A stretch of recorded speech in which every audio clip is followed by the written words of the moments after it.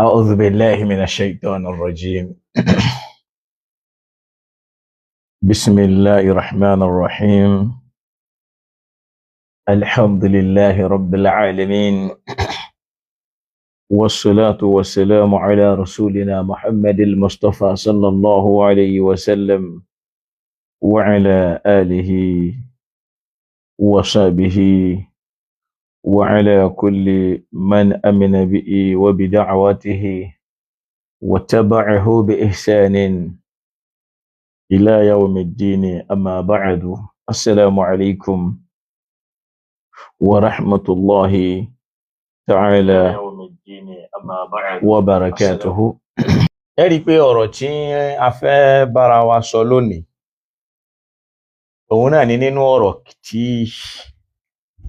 àwọn tí wọ́n jọ́ta Islam tí wọ́n máa ń fi ya fọ́tò Islam wípé kì í ṣe irú ẹ̀sìn tí wọ́n gbọ́dọ̀ bá èèyàn tó fẹ́ ní ọlá tó sì fẹ́ lọ́lá ńdí rẹ̀. Àmọ́ tó já sí pé fọ́tò yẹn ò rí bẹ́ẹ̀. Àmọ́ nítorí pé àwọn àáfàá wa ọ̀pọ̀lọpọ̀ wọn in tó ṣàkóbá fún wa náà làkóbá táwọn tí à ń pè láfẹ̀ẹ́sìn tí wọ́n ṣe fẹ́sìn. Pàápàá láwọn tí wọ́n mú ẹ̀sìn ní kókókó, tí wọ́n mẹ́sìn ní nílé, tó já sí pé àwọn fúnra wọn bí wọ́n ti jólùmọ̀ tó, tí wọ́n bá rí kinní kan nínú ẹ̀sìn wọn kì í máa yẹ̀ ẹ́ wò dáadáa. Wọ́n ń pe kinní kan ní at-taqlid. Taqlidu yẹn náà ni wọ́n ń pè ní dogmatism.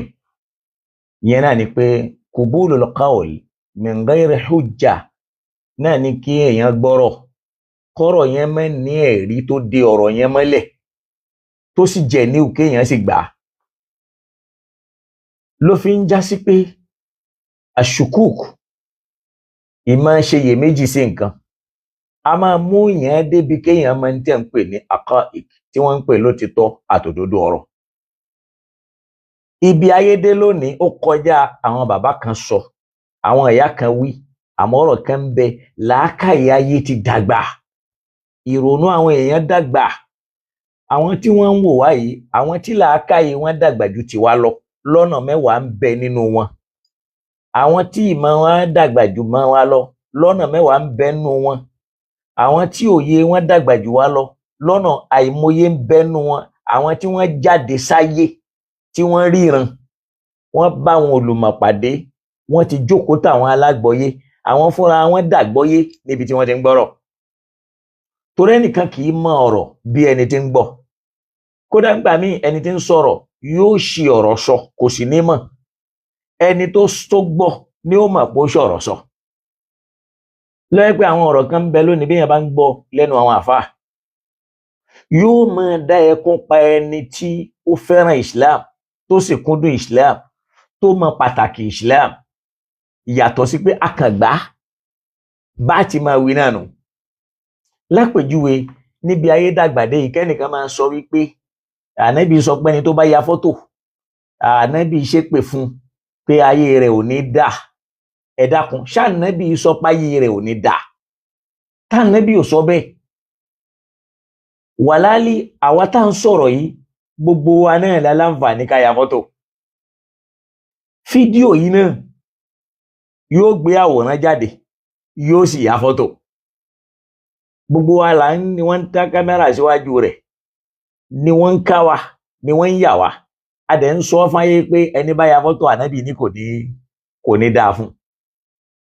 Ṣáànábì ò sì sọ bẹ́ẹ̀. Ọ̀tọ̀ ní táànábì ń wí, ọ̀tọ̀ ní tẹ̀ ń wí. Ìyíhun àkọ́kọ́. Ẹlẹ́ẹ̀kejì, níbi ayé dàgbà tó yìí, kẹ́nì kan máa sọ wípé ẹnikẹ́ni tó bá fi Islam múlẹ̀ ṣe ni kí wọ́n lọ́ọ́ pa.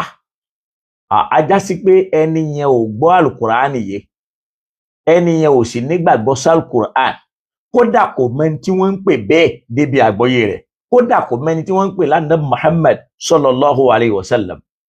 Pẹ̀lú ògo lọ́dọ̀ Ọlọ́run, tí ó bá dọjọ́ Tuesday tó ń bọ̀, a wà sọ̀rọ̀ lórí ìjẹ́ ẹni tó bá fi Islam múlẹ̀ ó jẹ̀bi kí wọ́n pa rárá, kò sí tó jọ. torí lójú ayé Ànábì Muhammad àwọn èèyàn fi ìsìláàmù lẹ̀ tí wọ́n èyí ṣe ọ̀kan, tí wọ́n èyí ṣe méjì, tí wọ́n èyí ṣe mẹ́ta, tí wọ́n èyí ṣe mẹ́rin, kódà nínú àwọn tí wọ́n bá Ànábì tán tá Ànábì ò pa wọ́n. Kí ló bí misconception táwọn èèyàn máa gbé wọlé?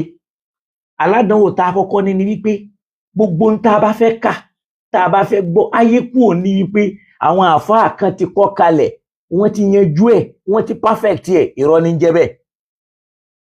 Màá yọ ọ̀rọ̀ kan jáde nínú Al-Qur'an lónìí tó fẹ́ẹ́ súnmọ́ kó mọ̀ yí ẹlòmíì, ó fẹ́ẹ́ súnmọ́ kó mọ̀ yí ẹlòmíì tó ń pera rẹ̀ lóní mímọ̀, bóyá ó gba dọ́kítọ́rà àbó gba nǹkan míì tí wọ́n ń pè ní professor, àbó tiẹ̀ lọ ilẹ̀ Lárúbáwá, àbó tiẹ̀ jáde lọ ibì kan, àbí ìmọ̀ kan ń bẹ lára ẹ̀.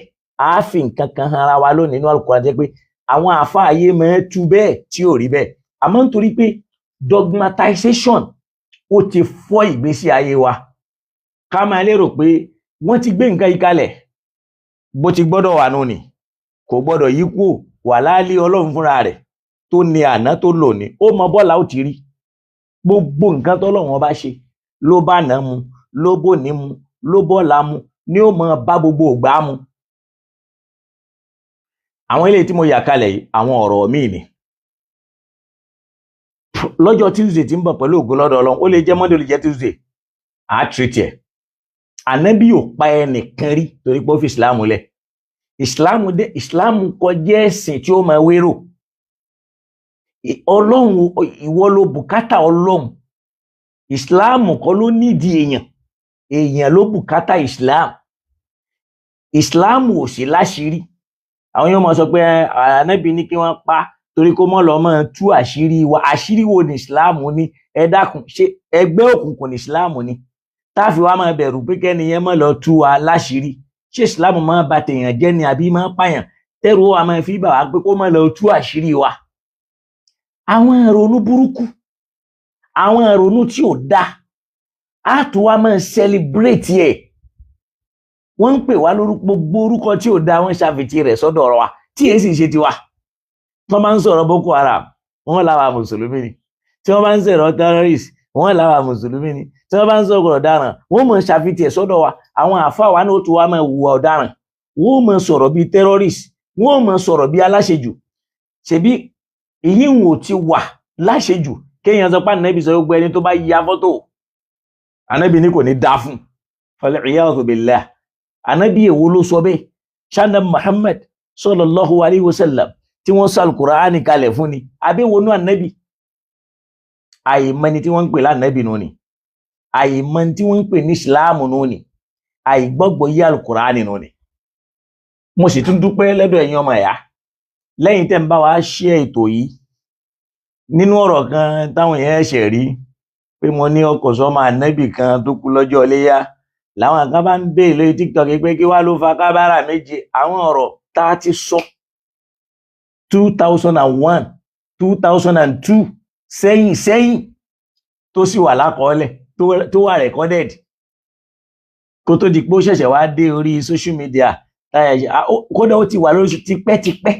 Bí èèyàn bá lórí, àwọn tí wọ́n bá mọ̀ mí dáadáa wọ́n mọ̀ bẹ́ẹ̀. Kódà ara àwọn tí wọ́n láwọn fẹ́ lù mí nítorí ẹ̀. Níjọ́ tí Google ò tí ìfálù láti ń wí bọ̀ wá. Gbogbo ẹ̀ lọ́lọ́run ti kádàrá ká ṣàlàyé. Àìmọye irú ẹ̀ bẹ́ẹ̀ láwọn ọ̀rọ̀ táwọn èèyàn máa pé kí ni ń wí. Ẹ lè dúpẹ́ lọ́dọ̀ Ọlọ́run pọ́lọ́run ṣe kádàrá pé ká sì máa wí. Ọlọ́run kó bá wa ṣàlékún dáadáa. Ṣé wá rí ọ̀rọ̀ tá a fẹ́ tírìtì lónìí? Àwa mùsùlùmí là ń sọ ìsìláàmù lẹ́nu. Àwa là ń fún ìsìláàmù lórúkọ rẹ̀. Ọ̀pọ̀ ní òmẹ́ni tí wọ́n ń pè ní ìsìláàmù, mùsùlùmí ló mọ̀. Mùsùlùmí ni ò sí lálàáfíà yìí. Fọ́tò mùsùlùmí ni wàá máa wò ní ó máa fi júwe tán pè ní ìsìláàmù. Wàláálì ìsìláàmù yàtọ̀ sẹ́ni tá ń pè ní mùsùlùmí. Mùsùlùmí gidi lèyàn lè bá ìsìláàmù gidi lára ẹ̀. Mùsùlùmí pàǹdàrá, ìsìláàmù pàǹdà lèyàn ó bá lára ẹ̀. Yóò wá jìyà ó sọ ìsìláàmù lẹ́nu, ó fún lórúkọ tí èṣe tiẹ̀ lọ́dọ̀ Ọlọ́run, yóò tún jẹ́nu sàárè. Nínú ọ̀rọ̀ tí ń jà lọ́wọ́ ní ìsìn ni wípé lára tó bá wo àwọn ms bàbá, kọ́lọ̀ bá wa fún wọn nímọ̀nà léyìí tó sì tọ́ léyìí tó yẹ. Islam ò ní ìdí rẹ̀, ìwọ ló ní ìdí Islam. Kò sí ń tọ́lọ́run fẹ́ fi wọ́ ṣe, ìwọ ló ní ìdí Ọlọ́run. Ó ṣe wá sọ pé Islam yẹn ò ṣe mọ́, Ọlọ́run wá ní kí wọ́n lọ gbẹ̀mí ẹ. Kí ni fálù ọmọ ènìyàn sọ́lọ́run? Kí ni fálù ẹ sí Islam? Ìkú ònú Islam rẹ̀ ṣé yóò ní kí Islam mọ́ jẹ́ Islam mọ́ ni, tàbí yóò pa Islam rẹ̀? Ọlọ́run ló mọ iye àwọn tí wọ́n jù wọ́ lọ nínú ayé, filmolaki tá a bá ń sọ̀rọ̀ ọlá, wọ filmel tá a bá ń sọ̀rọ̀ owó, filiski tá a bá ń sọ̀rọ̀ kéèyàn rí ṣe, wọ filagina tá a bá ní kéèyàn rọrọ̀. Kọ̀dí tárakùlì Islam, wọ́n fi Islam lẹ̀, wà bákíyẹ́l Islam, Islam ṣẹ́kù àárí wọn mọ́. Kí lọ́lọ́run fẹ́ fi ènìyàn ṣe tí ó sọ pé tọ́ ó fi Islam lẹ̀, ẹ lọ pa ó? Pípa rẹ̀ yẹn, àìṣe Islam ẹ̀yẹn ni ó jẹ́ kí Islam mọ́ ṣẹ́kù mọ́ ni, àbí nítorí kíni? Wallahi yíò kìí ṣọ̀rọ̀ èrè. Ọ̀rọ̀ ọjọ́ Tuesday tí ń bọ̀ ní kọ́lọ̀ ń kó ṣọ́ wa tayọ ọ̀gbà náà. A kàn ń rọ ẹ̀yin tẹ́ ẹjọ́ mọ̀ ẹ̀yà wa lórí Facebook, ẹ dákun ẹ bá wa ran ètò yìí lọ́wọ́, Ọlọ́run bá wa ràn yín lọ́wọ́. Torí pé kẹ́ẹ̀sì bá mọ́ bá wa ṣe rẹ̀, ẹ rí i pé kíní yẹn ò clear tó. Ọ̀pọ̀lọpọ̀ gbìyànjú láṣẹ àṣì nídìí àwọn nǹkan kan, mo sì mọ̀ pé Ọlọ́run bó ṣe ní rọrùn. Torí àwọn tí wọ́n fẹ́ràn Ọlọ́run, tí wọ́n fẹ́ràn Ànábì bẹ dáadáa, tí wọ́n sì fẹ́ràn Islam. Lẹ́ni ta kàn fẹ́ sáré gbéyẹ̀wò náà ni wípé lára ń tí máa ń lé àwọn èèyàn kúrò ní Islam lọ́rọ̀ tí ò dáa. Báwo ló ṣe fẹ́ rí? Kódà ẹni tí ò tí ì wọ ọbẹ̀ yóò máa lérò pé kí ló ń fẹ́ lọ ṣe ń bẹ̀. Pé èèyàn wá kírun láyé, ó gbààwẹ̀ Ramadan, ó lọ hajj, ó yan zaka, ó náwó rẹ̀, ó fi ṣe tọ́lọ́run. Wọ́n wá ní tó bá kú yóò kọ́kọ́ wọ ná. Tó bá wá kú ònú ná tán, yóò ṣẹ̀ṣẹ̀ wá lọ wà àlìjánnà. Ẹ jẹ́ kí n play fídíò kan tẹ́rú Ọlọ́run kan ó sẹ́ndì ẹ̀ sí mi, káwa náà kájọ wò pé ṣé irú eléyìí bá làákàyè mu lọ́dọ̀ àwọn tá ń pè láfẹ́ẹ̀sìn. Kìí sì ṣerú wọn nìkan, ẹlòmíì ó sì gbọ́ yóò lóhun ò ṣe Islam mọ́. Màá fẹ́ kájọ gbọ́. Olúwa ti ṣàdéhùn wípé gbogbo apáta kò sẹ́ni tí náà ní fọwọ́ bà, àti ọmọ àlìjẹ́nà àtọmọ aná kò sẹ́ni tí náà ní fọwọ́ bà. Olúwa ní wa in minkum illa wariduha kana ala rabbika hatman maqdiya. Kò sí ẹnìkan nínú yín o àfi kó jẹ́ pé yóò wọ náà jahannam. Olúwa dákun là wá, Olúwa dákun ṣàánú wa. Kò sí ẹnìkan nínú yín, wa in minkum, kò sẹ́nìkan nínú yín, kò bá jẹ́ mùsùlùmí, kò bá jẹ́ kèfèrí, illa wariduha, àyàfi kó jẹ́ pé yóò wọ iná o. Kana ala rabbika hatman maqdiya. Dandan lélẹ́yìí jẹ́ tolú ẹlẹ́dàá rẹ̀ tó ṣe ní dandan lórí ara rẹ̀, tó sì ní yọ ṣẹlẹ̀, kò ní ṣàìṣẹ. Ẹ gbọ́, ṣé èèyàn lè gbọ́rú ọ̀rọ̀ yìí lóòótọ́? Kéèyàn wá ní ẹ̀sìn téèyàn ó ṣe wàhálà láyé, bí wàhálà yẹn ti wá pọ̀ tó yẹn, yóò wá kọ́kọ́ lọ wọ iná. Tó bá wá wọ iná tán, yóò ṣẹ̀ṣẹ̀ padà wá lọ́wọ́ àlìjẹ́nnà. Àwọn àfáà wa tí wọ́n ń sọ̀rọ̀ yìí, àfáà àgbà ni wọ́n nínú Islam o. Wọ́n dọ́kítọ́rà ni wọ́n o, tí wọ́n ní doctorate o. Kódà wọ́n ti gba international award. In tí wọ́n wá tù yìí, gbogbo àwọn àfáà tí wọ́n mọ kéwú jù wọ́n lọ, àtàwọn tí wọ́n jẹ́ sàwáwù wọn, kódà àtàwọn tí wọ́n tó wọn, in tí gbogbo wọn náà nígbàgbọ́ sí rèé. Látara dogmatism, pé wọ́n gbé nǹkan lé wa lọ́wọ́ ká má yẹ̀ wò ṣé bẹ́ẹ̀ lórí tàbí bẹ́ẹ̀ kọ́, tí ó sì rí bẹ́ẹ̀. Wallahi ẹjọ́ oyè alukur'an wọlé pé in tí wọ́n ń sọ yìí kò sí tó jọ bẹ́ẹ̀ nínú alukur'an, kọjá wípé a wà dogmatize. Ṣé ìròyìn rẹ ni kí wọ́n sọ fún yàn pé tọ́ kò sọ ẹni náà ní kò sí ẹnìkan ní òun ti parí ẹ̀, kò sí tó lè yí, ẹ kọ́kọ́ wọ náà, ẹ bá wọ náà tán lẹ́ẹ̀tọ́ wá lọ àlìjẹ́nnà. Ẹ jẹ́ ká wá fúnra wa lápèjúwe kan. Ta ni wọ́n lè sọ irú ọ̀rọ̀ yìí fún kó wá padà lọ gbọ́rọ̀ kan bò míì kí wọ́n sọ fún yín pé ìwọ ṣáà gba Jésù gẹ́gẹ́ bí Ọlọ́run àti olùgbàlà rẹ kó o sì rí ìjọba ọ̀run. Ẹ wò yàtọ̀ ní méjèèjì. Ẹni tí wọ́n sọ pé gba Jésù gbọ́ gẹ́gẹ́ bí Ọlọ́run àti olùgbàlà rẹ kó o sì rí ìjọba ọ̀run. Pẹ̀lẹ́ni tó wá gbọ́rú eléyìí wípé gbogbo wàhálà tó ń bá ṣe òun ò bá kírun kó ń gbàwẹ̀ òun kọ́kọ́ lọ wọná, tó ń bá wá wọná tán ẹ̀bá àánú Ọlọ́run bá dé bóun bẹ́ẹ̀ lòun ó ṣe wá lọ́wọ́ wà àlìjánnà. Ọlọ́run ò sọ bẹ́ẹ̀. Ẹ sì lè rí àyá Al-Kùránì tó wí bẹ́ẹ̀. Ṣẹ́rẹ́yìn ọmọ ìyá wa tẹ̀ ń sọ wípé bóyá àwọn alùlì fìtínà ni wọ́n mú wá tàbí àwọn wàhábíyà ni wọ́n mú wá. Tá a bá dúró lórí yìí nìkan lóòótọ́ wọ́n kó wàhálà tó pọ̀ wá sínú Islam. Ṣe rí gẹ́gẹ́ bí eléyìí ọ̀pọ̀ àwọn àáfàá wa àti sùfíyà sùnníyà ṣàlàfíyà ni wọ́n gbà á gbọ́ dogmatically ní tí ń bẹ lọ́dọ̀ ọ̀pọ̀lọpọ̀ wa nù. Àmọ́ kò rí bẹ́ẹ̀. Kí ló sì fà á ni wípé àwọn tí wọ́n kọ́jọ́ ta Islam ní tí wọ́n kọ́ sáàṣì lára wa ni pé ẹ jẹ́ á gba Al-Kùránì kò lọ́rọ̀ wọn. Tí Kùránì ò bá ti yé wọn ìdààmú ò bá wọn. Wọ́n gba Kùránì lọ́wọ́ wa. Ẹ rí i pé ẹgbẹ̀rún àfáà lónìí tí wọ́n bá ń ka ṣe wáàsí Kùránì kọ́ lè ní nkóòtì bíi kémi máa kọrin kémi ṣáàkàn máa ka ọ̀rọ̀ àwọn àfáà kan bóyá kó máa kóòtì Ibn Taymiyyah àbí kó máa kóòtì ẹnìkan àbí kó máa kóòtì nǹkan míì ó sì máa kóòtì àwọn sọ̀hábà el-kiram láwọn tó já sí pé iṣẹ́ ẹyọ ọ̀kan tọ́lọ́run rán nẹ́bì náà ló rán sí wọn ló rán sáwa àwọn ò dá mẹ́sẹ̀jì ní lọ́dọ̀ ara wọn. Kákọ́ mú yẹn to point of correction. Àmọ́ àwọn kì í fẹ́ change bí nǹkan ti pé a gbọ́dọ̀ nígbàgbọ́ báwọn tàná ṣe gbá Al-Kùránì kalẹ̀ àwọn àgbà ìpá Al-Kùránì yẹn èdè Lárúbáwá ni kí ni túmọ̀ rẹ̀? Ẹ jẹ́ àjọ lọ yẹ Al-Kùránì wò. Ṣé lóòótọ́ ni pé ẹni bá kọ́kọ́ ṣe ìsìláàmù yóò kọ́kọ́ wọná? Pé kò sẹ́ni náà wọ́n ní kò sẹ́ni náà yálà ò bá jẹ́ gbákan ó kọ́kọ́ lọ wọná rárá o. Kí wá láǹfààní wípé Ọlọ́run dákun mọ́ ṣe wá lọ́mọ náà?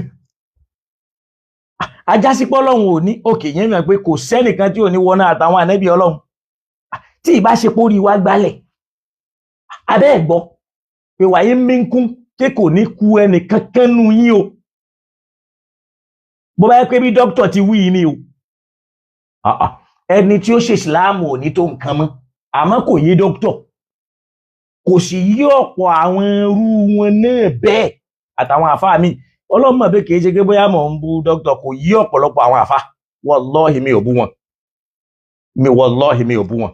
Mò ń sọ gaskiya lóòótọ́ kò ní tẹ́lómi lọ́rùn kò sì ní bẹ́lómi lára wallahi mi ò bú dókítà because dókítà wà dogmat kìí sì ṣe àwọn nìkan. Ọ̀pọ̀ àwọn àfáà tí wọ́n bá gba ìlànà wa bí Sàlàfí àwọn máa wà dogmat. Kódà àtẹ̀mí tó bá jẹ́ Sùfí àwọn máa wà dogmat. Ẹ lè change aburú tí ń bá ń bẹ lọ́dọ̀ wọn pé báyìí kọ́ ni nǹkan yìí rí àbí ẹjogún bá nǹkan yìí àmọ́ kò rí bẹ́ẹ̀ wọn èyí fẹ́ gbà. Yóò dá wàhálà lẹ̀. Kọ́lọ́n kó ṣàlékún dáadáa fún wa. Ìbéèrè tó yẹ ká béèrè lọ́dọ̀ wa ni pé ìjà Al-Kùránì sọ bẹ́ẹ̀ lóòótọ́. Ẹ rí i pé mo sọ̀rọ̀ kan fún wa. Àwọn ọ̀tá ìsìláàmù ṣiṣẹ́ lórí ìsìláàmù pàápàá lórí Al-Kùránì. 15 centuries láti rí ẹni tí èyí ṣe mùsùlùmí tó tú Al-Kùránì sóyìnbó 15 centuries. Gbogbo ń táwọn afá wa tú àtèyí tó rí bẹ́ẹ̀ àtèyí tí ò rí bẹ́ẹ̀ yẹn náà là ń gbà wọlé àwọn ò fẹ́ ṣiṣẹ́ torí pọ̀ lẹ́ni wá ọ̀lẹ́ni wá owó nìkan la fẹ́ gbà kò dẹ̀ sí tá a lè ṣe nítorí owó náà sì là ní iná. Ìbáwo ni pásítọ̀ kan sọ̀rọ̀ kan jẹ́ òní nísìn ó láwọn àbá ó ní kò sí máàmù tó ní jẹ́ẹ̀tì ṣó wá parọ́ ni bó tiẹ̀ já sí pé ìsọkúsọ ní ń sọ. Bí ogbó wa bẹ́ẹ̀ ṣe ń sáré owó tẹ́ ń gbowó ńlẹ̀ Lárúbáwá kan lọ fi tún wa tó bá yẹ pé owó tí wọ́n ń kó fún wa ńlẹ̀ Lárúbáwá ká lọ fi tún ìlú ṣe ni ẹnìkan ò ní jí lónìí kó máa tako Islam ẹnìkan ò ní jí lónìí kó máa sọ pé Islam ò dáa àmọ́ wípé gbogbo ẹ̀ náà lẹ kó sápò tẹ wá bẹ̀rẹ̀ sí ní pinná láwọn èèyàn lọ́wọ́ báwo làwọn èèyàn ṣe fẹ́ ṣe Islam? Ìbéèrè wa ni pé ṣé in tí dókítà sọ yìí ṣó rí bẹ́ẹ̀ àti ń tọ́pọ̀ àwọn àfáà ń sọ yìí ṣé bẹ́ẹ̀ lórí, ṣó wà bẹ́ẹ̀ nú al-Qur'an? Wallahi summa billahi alladhi la ilaha ghayru, mo fọba mi búra tí ò sẹ́lòmíì tí wọ́n ń pè ní ọlọ́run kárí gbogbo ayé kọjú ọlọ́run ẹyọ ọ̀kan yẹn náà, òun náà ń pè ní Allahu lọ́dọ̀ àwọn Lárúbáwá, òun ni wọ́n ń pè ní gọ́ọ̀dù lọ́dọ̀ àwọn òyìnbó, òun náà ni wọ́n pè ní ọlọ́run lọ́dọ̀ Yorùbá. ò bá pè l'Olódùmarè, tó bá jẹ́ pọ́lọ́run ló gbà lérò, ò bá pè ní orí, ọbẹ̀ ẹyọ ọ̀kan yẹn náà lájọ ń sọ. Àfẹn tí ò bá mọ̀ nǹkan tí ń ṣe tí ń bá ń wí ọ̀tọ̀ ní kíyàn máa fi làákàyè ṣàbòsí. Ọlọ́run ẹyọ ọ̀kan yẹn náà ni gbogbo ayé ń jọ rí fáàsì tí ò sí mi. ò bá pè ní Ubangiji, ò bá pè ní Ṣínékè, ẹyọ ọ̀kan yẹn náà tó jẹ́ khaliqi samawati wal ardi, tó dá sánmà àti ilẹ̀ ni. Ọ̀tọ̀ ní kíyàn máa tan rẹ̀ tàbí kó máa fi rẹ̀ ṣeré. Ọlọ́run ò sì mọ̀ yíhun, ẹyọ ọ̀kan yẹn là ń sọ. Ọbẹ̀ ẹyọ ọ̀kan yẹn tó mú ẹ̀mí wa wáyé pẹ̀lú agbára, tí ó dá padà pẹ̀lú agbára, mo fi búra gbogbo tí wọ́n ń sọ yìí kò sí bẹ́ẹ̀ nínú al-Qur'an. Ẹ̀ sì jọ mọ̀ lónìí pé ọ̀pọ̀ àwọn àfáà wa ayé ni wọ́n lé, wọ́n kàn lé pé a fẹ́ gbóye ní, wọ́n mọ̀ nípa al-Qur'an. Jẹ́ àjọ lọ sínú al-Qur'an. Kò sí ọmọ àlìjẹ́nnà kan tí ó kọ́kọ́ tọ́ iná wò kó tó ṣẹ̀ṣẹ̀ wá lọ wọ àlìjẹ́nnà. Torí pé tó bá yẹ pé ọmọ àlìjẹ́nnà kan ó kọ́kọ́ tọ́ náà wò ni, ṣé gbogbo àwọn sàhábà al-kirami yẹn náà ni ó lọ, wọ́n wà tún lo làákàyè wa, wọ́n ní àwọn kan bẹ wọn ní tọ́ná wò. Kí wá láǹfààní pọ́lọ́n tó kó wà yín mìnkún tẹ́ gbójúlé yẹn gangan. Kò sí ọmọ àlìjẹ́nnà kan tí ó kọ́kọ́ tọ́ iná wò kó tó wà àlìjẹ́nnà. Ẹ jẹ́ àjọ wọ al-Qur'an. Tá bá lọ sínú Suratul Nahl, Suratul Nahl náà ni Quran 16 aya 32. Ọlọ́run bá dìídì sọ fún wa ń bẹ̀ wípé rárá aya yẹn kọ́ ni mo kọ́kọ́ fi síwájú. Ìyẹn ni pé ahlul jannati ila janna wa ahlun nari ila nar. Ọmọ náà ó lọ náà ni, ọmọ àlìjẹ́nnà ó lọ àlìjẹ́nnà ni. Kò sí ń tọ́ ọmọ àlìjẹ́nnà kọ́kọ́ fẹ́ lọ wọ náà fún. Tó bá wọ náà yẹn torí pé àdéhùn Ọlọ́run ni pé ẹni bá ti wọ náà ò tún ní jáde ń bẹ̀ mọ́. In tó bá fi lè mú ẹ tó ti gbẹ́sẹ̀ wọnú náà báyìí, ó tún ní jáde ń bẹ̀ mọ́. Ọlọ́run fúnra ẹ̀ clear, ó ní wa ammal ladhina shaqaw, tí ó bá rá àwọn tí wọ́n bá fọ́ọ̀lù sí gun olórí ibú, fafinnar, inú náà ni wọ́n wọ̀. Wọ́n sì máa bẹ ń bẹ̀ gbére ma damati samawati wal ard, lódì wọn tí sánmà bá ń bẹ tílẹ̀ ń bẹ. Ẹnìkan ò ní wọ náà kó tún jáde síta. Lọ́wọ́ al-Qur'ani látòkè délẹ̀, tó bá ti wọ náà ò ní jáde mọ́. Ká mọ̀ pé àwọn kọ̀kọ́ lọ wọ náà, wọ́n jẹ́jẹ̀ wá lọ rádaràdà lè yíhun. Jájọ lọ sínú al-Qur'an. Áyà tí mo fẹ́ mú wáyìí. Tá bá lọ sínú Suratu Zumar ni mo kọ́kọ́ fẹ́ mú wá, èyí tá ọkọ́ yẹn, òun kọ́ là ọkọ́ áyà tí mo fẹ́ mú wá. Suratu Zumar, Quran 39, áyà 73, wá jájọ gbọ́n tọ́lọ́run bá sọ mẹ́. A'udhu billahi minash shaitanir rajim. Ó ní wasiqa alladhina taqaw rabbahum ila al-jannati zumaran. Wọ́n máa kó àwọn ọmọ àlìjẹ́nnà, àwọn tí wọ́n bẹ̀rù Ọlọ́run ọba wọn nígbà tí wọ́n wà láyé. Zumaran, wọ́n máa lọ níjọ ila al-janna, sínú ọgbà àlìjẹ́nnà ni. Áyà yìí mo fẹ́ yọ kíní kan jáde ń bẹ̀ kí wọ́n náà tọ́lọ̀ ń bá ní kò lè ṣí. Suratu Zumar kó mọ̀ yí pé àwọn àfáà làgbákò Islam, àwọn àfáà làgbákò Islam, àwa là ń ṣàkóbá fún ẹ̀sìn Islam yìí, àwa ni ò jẹ́ káwọn èèyàn rí adùn Islam, àwa là ń fẹnu sọ̀rọ̀ Islam bí ìgbà tó já sí pé ẹ̀sìn kan ní tó le kokoko tí ò jẹ́ kéèyàn gbádùn ayé, tó lé àwọn èèyàn. Kẹ́nìkan máa sọ̀rọ̀ eléyìí fẹ́ni tó wà ní Western world pé àkọ́kọ́ lọ wọ náà o ká tó wà àlìjẹ́nnà o. Ẹni tí ó fẹ́ kàn tí ìrírun kí gbádùn, tí ó jẹ́ pé iṣẹ́ gan tipátipá ló fi ń kírun, pẹ̀lú wàhálà ni ó fi kí, wá ní yóò wà kọ́kọ́ lọ wọ iná kó tó wà àlìjẹ́nnà. Kò ní ní òkè kí láǹfààní wàhálà tó òun ṣe gbà náà, tó òun kúkú máa ṣègbésí ayé òun lọ. Ọ̀rọ̀ tí ò bá làákàyè mu, kọ́lọ́n kó ṣàánú fún wa. Áyà tí mo fẹ́ kà yìí, ó rí pé tó bá wo áyà tí ń bẹ lókè rẹ̀ léyìí tí ń jẹ́ àyà 72, Ọlọ́run sọ ń bẹ̀, ó ní wasiqa alladhina kafaru ila jahannama zumara. Wọ́n máa kó àwọn àwọn tí wọ́n kọ́tọ́ lọ́hùn ila jahannama lọ́nù náà jahannama zumaron wọ́n máa lọ níjọ wọ́n máa kó wọn lọ group by group níjọ ni wọ́n máa kó wọn lọ. Aya tó tẹ̀lé ó ní wasiqal ladhina taqaw rabbahum ila al-jannati zumara wọ́n máa kó àwọn tí wọ́n bẹ̀rù Ọlọ́run ọba wọn gbà tí wọ́n wà láyé wọ́n máa kó wọn lọ àlìjẹ́nà zumara níjọ ó ṣe wájú ara wọn. Ọmọ náà máa lọ núná ọmọ àlìjẹ́nà ó máa lọ àlìjẹ́nà. Àwọn bàbá àgbàlagbà tá a bá láàyè tó bá ṣe wà sídí wọ́n wá dá wákà wọ́n á ní bọ́mọ náà wọ náà lọ kò ní láàfin bọ́nà náà ń wọ́nà lọ kò ní láìfin àwa èrò lálejànà káwa máa wọ̀nà o káwa máa wọ̀nà àwa èrò lálejànà káwa máa wọ̀nà. Iná yẹn lẹ́yìn wá láwọ̀ yìí ẹ̀yin lẹ́wọ̀ o torọ́ lọ́hùn ò ní jẹ́ kí n bá yín wọ̀ gbogbo máa ń jẹ́ tọ́lọ́hùn. Á dẹ̀ máa rí àwọn ọ̀rọ̀ kan tọ́lọ́hùn máa sọ fún táwọn ẹgbẹ́ wọn pé òrìmẹ̀tì náà wọ́n ti ṣe iná léèwọ̀. Ala man fa'ala kadha fẹ́ni bá ṣe báyìí wa ala man qala kadha fẹ́ni tó bá ṣe báyìí. So Ọlọ́run kó ṣàánú. Aya àkọ́kọ́ yẹn sọ bẹ́ẹ̀ pé wọ́n máa kó ọmọ àlìjánà lọ́nú àlìjánà ni wọ́n sì máa kó àwọn ọmọ náà lọ́nú náà. Kí wá lọ́mọ àlìjánà fẹ́ lọ ṣe níbi iná kò tiẹ̀ ní débẹ̀ rárá. Kùránì ló kọ́kọ́ sọ yẹn o ṣe wọ́n pé mi kọ́. Súrátù Súmẹ́r Quran 39 aya 72 73 72 yẹn sọ pé wasiqal ladhina kafaru ila jahannama zumara ó máa kó àwọn ọmọ náà lọ núna níjọ wasiqal ladhina taqaw rabbahum ila al-jannati zumara àmọ́ àwọn tí wọ́n jọ máa àlìjánà yẹn náà ó máa kó wọn lọ nú àlìjánà níjọ ìrìn wọn ṣe wá papọ̀ ìrìn wọn papọ̀.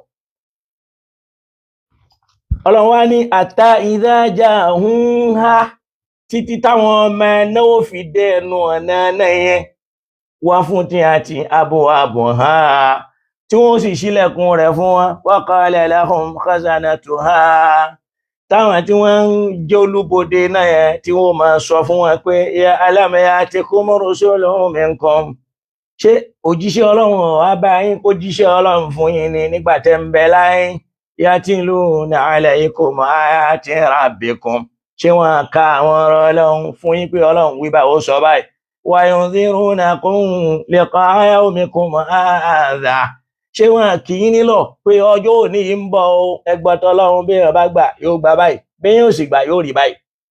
hadha qalu bala walakin haqqat kalimatul adhaba ala al-kafirina àwọn náà gbà yí pé tọ́ àwọn òjíṣẹ́ Ọlọ́run wá bá wa sọ bẹ́ẹ̀ náà la kúkú gbọ́ tí wọ́n wí àmọ́ ọ̀rọ̀ wa ni pé ìyà ó ti wà ní àkọọ́lẹ̀ wa pé á jẹ́ ni bí yìí ò ti rí nù àwọn ọmọ náà nìyẹn.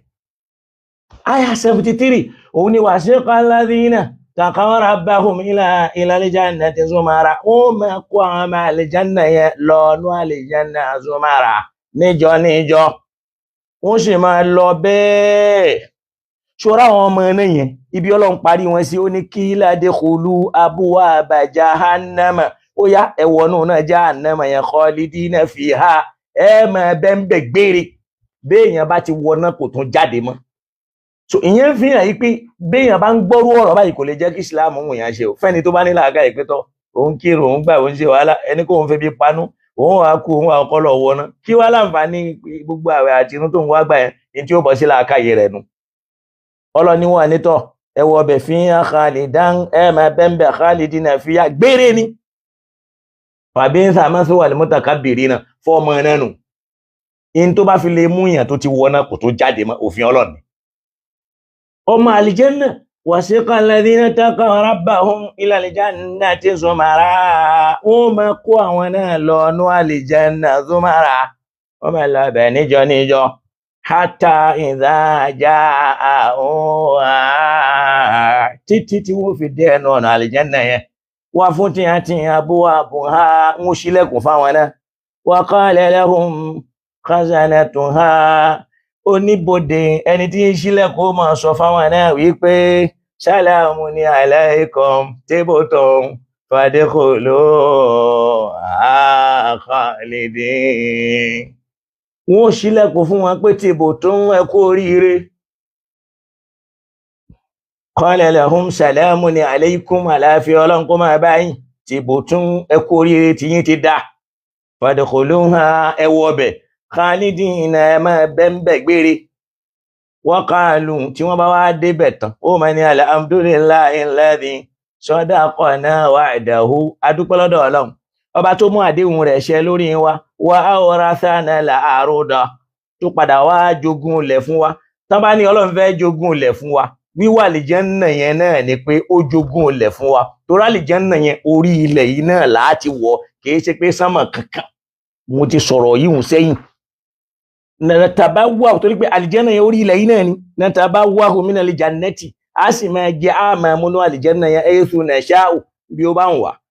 Fanima ajrul amilina, eléyìí náà lẹ̀san tó dá fẹ́ni tó bá gbáyé ṣe dáadáa. Kí ló dá nínú ẹ̀san fẹ́ni tó kọ́kọ́ lọ wọná tó yẹ ṣe wá wà àlìjẹ́nnà? Èyí tí wọ́n wí hun ọ̀rọ̀ ìsìláàmù kọ́, wọ́n dogmatize wọn ni, wọ́n sì gbé ilé wọn lọ́wọ́. Àwa máa bí tí wọ́n ti lọ gbé wá, èyí hun kọ́kọ́ jọ́rọ̀ kan. Kókó kan nù ní tá kọ́kọ́ dìmú.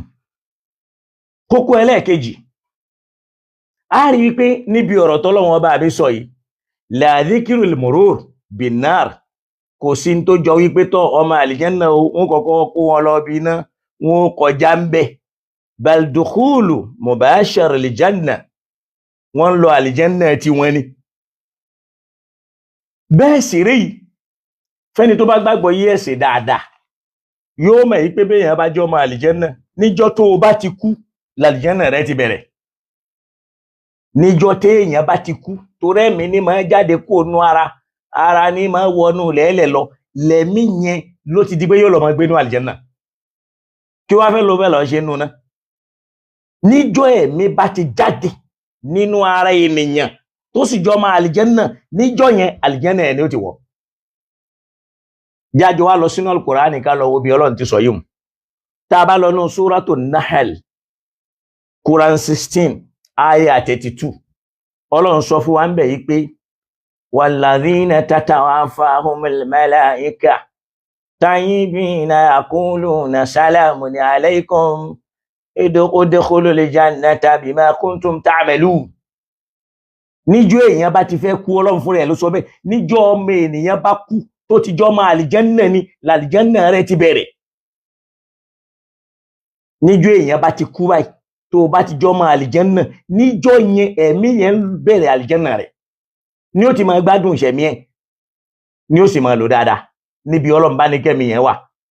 Al-Qur'ani wá sọ fún wa pé alladhina tatawaffahumul malaikatu, àwọn tí màláìka fẹ́ wá gba ẹ̀mí wọn, tayyibina, tí wọ́n sì jẹ́ èèyàn rẹ̀, tí wọ́n sì jẹ́ èèyàn dáadáa, wọ́n sì gbáyé ṣe dáadáa. Ibi wọ́n bá ti ń gbẹ̀mí wọn yẹn náà, yaquluna salamun alaykum, láwọn màláìka ó máa sọ fún pé salamun alaykum, àlàáfíà Ọlọ́run kó máa bá ọ, udkhulul jannata, bẹ́ẹ̀mí rẹ ti ń jáde nú ara ẹ̀, máa wọnú àlìjẹ́nnà lọ. Bima kuntum ta'malun, bó ti lo ayé rẹ nú ni ó lò dáadáa ó sì lóore. Kí ló fẹ́ lọ ṣe ń bi náà? Níjọ́ ọmọ àlìjẹ́nnà bá ti kú náà ni ó ti wà àlìjẹ́nnà. Al-Qur'ani ló sọ bẹ́ẹ̀, kìí ṣe mi. Ó sì rí pé àyà àtàkọ́kọ́ tá a mú wá, ó sọ̀rọ̀ pọ̀ mọ́ ní ó máa lọ nú náà, ọmọ àlìjẹ́nnà ó máa lọ àlìjẹ́nnà, kò sí tó kọ́ ọmọ àlìjẹ́nnà pẹ̀lú náà, kò sí tó kan mọ́ náà pẹ̀lú àlìjẹ́nnà. Àti pé níjọ́ ènìyàn bá ti kú, dukhulul janna mubashar ni, ó ń lọ àlìjẹ́nnà straight ni, tí ò sí tó fẹ́ dá dúró. Al-Qur'an sọ pé walladhina tatawaffahumul malaika, àwọn yẹ pé màláìka wá bá wọn láti wá gbẹ̀mí wọn, tayyibina, tí wọ́n sì bá wọn níbà pé àwọn èèyàn rí ni wọ́n, ẹni dáadáa ni wọ́n gbáyé ṣe rere, wọ́n sì ṣe dáadáa. Yaquluna salamun alaykum, wọ́n máa sọ fún wọn pé salamun alaykum, àlàáfíà Ọlọ́run kó máa bá yín, udkhulul jannata, àlìjẹ́nnà tààrà ni, ẹ máa lọ, ẹ máa wọbẹ̀ lọ.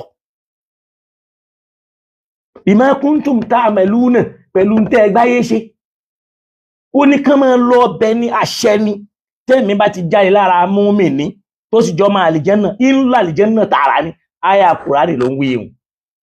Mi ò sì rẹ́gbẹ̀rún àdísù kan tó lè nalifáyì rẹ̀. mi ò sì lẹ́gbẹ̀rún àlùfáà kan tó lè na ifá yìí rẹ̀, mi ò wá rẹ́ nìkan tó fẹ́ tako tí mò ń sọ yìí àfi kó já sí pé oríire jìnnà sí bálùkùránì tí wí kìí ṣe pé mi mọ̀ wí. torí pé Ọlọ́run ló fún rẹ̀ sọ wí pé qad aflaha man tazakka wa dhakara isma rabbihi fasalla. ìyẹn kọ́ ó ní sayadhakkaru man yakhsha fadhakkir. Ọlọ́run ní ráwọn àlétí ọ̀rọ̀ Ọlọ́run tí ń bẹnu alukùránì innafa'ati dhikra. kódà tálùkùránì yẹn tí wọ́n bá fẹ́ gbọ́, kódà tí wọ́n bá ráǹfà tí wọ́n rí pé ó láǹfààní táwọn fẹ́ gbọ́, Ọlọ́run wá ní sayadhakkaru man yakhsha. ṣọ́ra àwọn tí wọ́n bẹ̀rù Ọlọ́run sayadhakkaru wọ́n gbà rántí yẹn wọ́n sì rántí. wa yatajannabuha al-ashqa. ṣọ́ra ẹnìkan wà ní jìnnà sí kó ta kókó ní rárá òun ò gbá wọlé illa al-ashqa yẹn àbí kó já sí pé ọ̀gá olórí ibú nù ni. èèyàn kan kì í máa tako alukùránù àbí kó yẹ pé wà àṣẹkọ́. àyà kan nù tún wá gbọ́ àyà míì tọ́lọ̀ ní àlìjẹ́ndà ni wọ́n máa lọ. tí èèyàn bá ti kú tó bá jẹ́ mùmínì, jẹ́ àjọ lọ sínú súrátù Yáòsí tí gbogbo wa jọ mọ̀, Quran 26 àyà 26. ó ní qīla udkhulil jannata. ẹnìkan ni wọ́n ń jẹ níyà tí wọ́n fi gbẹ̀mí rẹ̀, bẹ́ẹ̀mí rẹ̀ ti ń bọ́ yẹn qīla náà ni wọ́n ń sọ fún yí pé udkhulil jannata máa wọ àlìjẹ́nnà lọ. bẹ́ẹ̀mí rẹ̀ ti ń wọ àlìjẹ́nnà yẹn náà qāla ní sọ wípé yā layta qawmī, ó mẹ̀ṣẹ̀ lára àwọn èèyàn mi. báwo ni ìbá ti dáa tó ya'lamūna ó já sí pé wọ́n mọ̀ bima ghafara li rabbi, pé tí wọ́n ń ṣe fún mi Ọlọ́run àbá mi ti yọ́nú sí mi. wa ja'alani minal mukarramīna, ó sì ti fèmí náà sínú àwọn alákọ̀ọ́lé ènìyàn. bẹ́ẹ̀ mi bá ti ń bọ́ kókó pé bẹ́ẹ̀ mi bá ti ń bọ́ lára èèyàn báyìí tó bá jọ́ máa àlìjẹ́nnà ń lọ ní àlìjẹ́nnà ni. káfà kan wá máa sọ fún wa lónìí wípé tí mùsùlùmí kó tó wà àlìjẹ́nnà yóò kọ́kọ́ lọ nù náà. àfáà yẹn ò lálàáfíà níbi ọ̀rọ̀ mímọ̀, ìmọ̀ rẹ̀ ń ṣàárẹ̀, kò sì nájú tó Kùránì tó nǹkan. tàbá wá sọ ní kí àwọn ẹlẹ́wọ́n àwọn tafasir àwọn al-mufassirun, haula'i al-mufassirun ijtahadu. àwọn ẹni wọ̀nyí wọ́n make effort ni, wọ́n gbìyànjú ni. a ní tírà kan tí wọ́n ń pè ní akhta'ul mufassirin, akhta'ut tafasiri wal mufassirin. àṣìṣe àwọn tí wọ́n tú al-Qur'an, tírà ń bẹ fún akhta'ul mufassirin.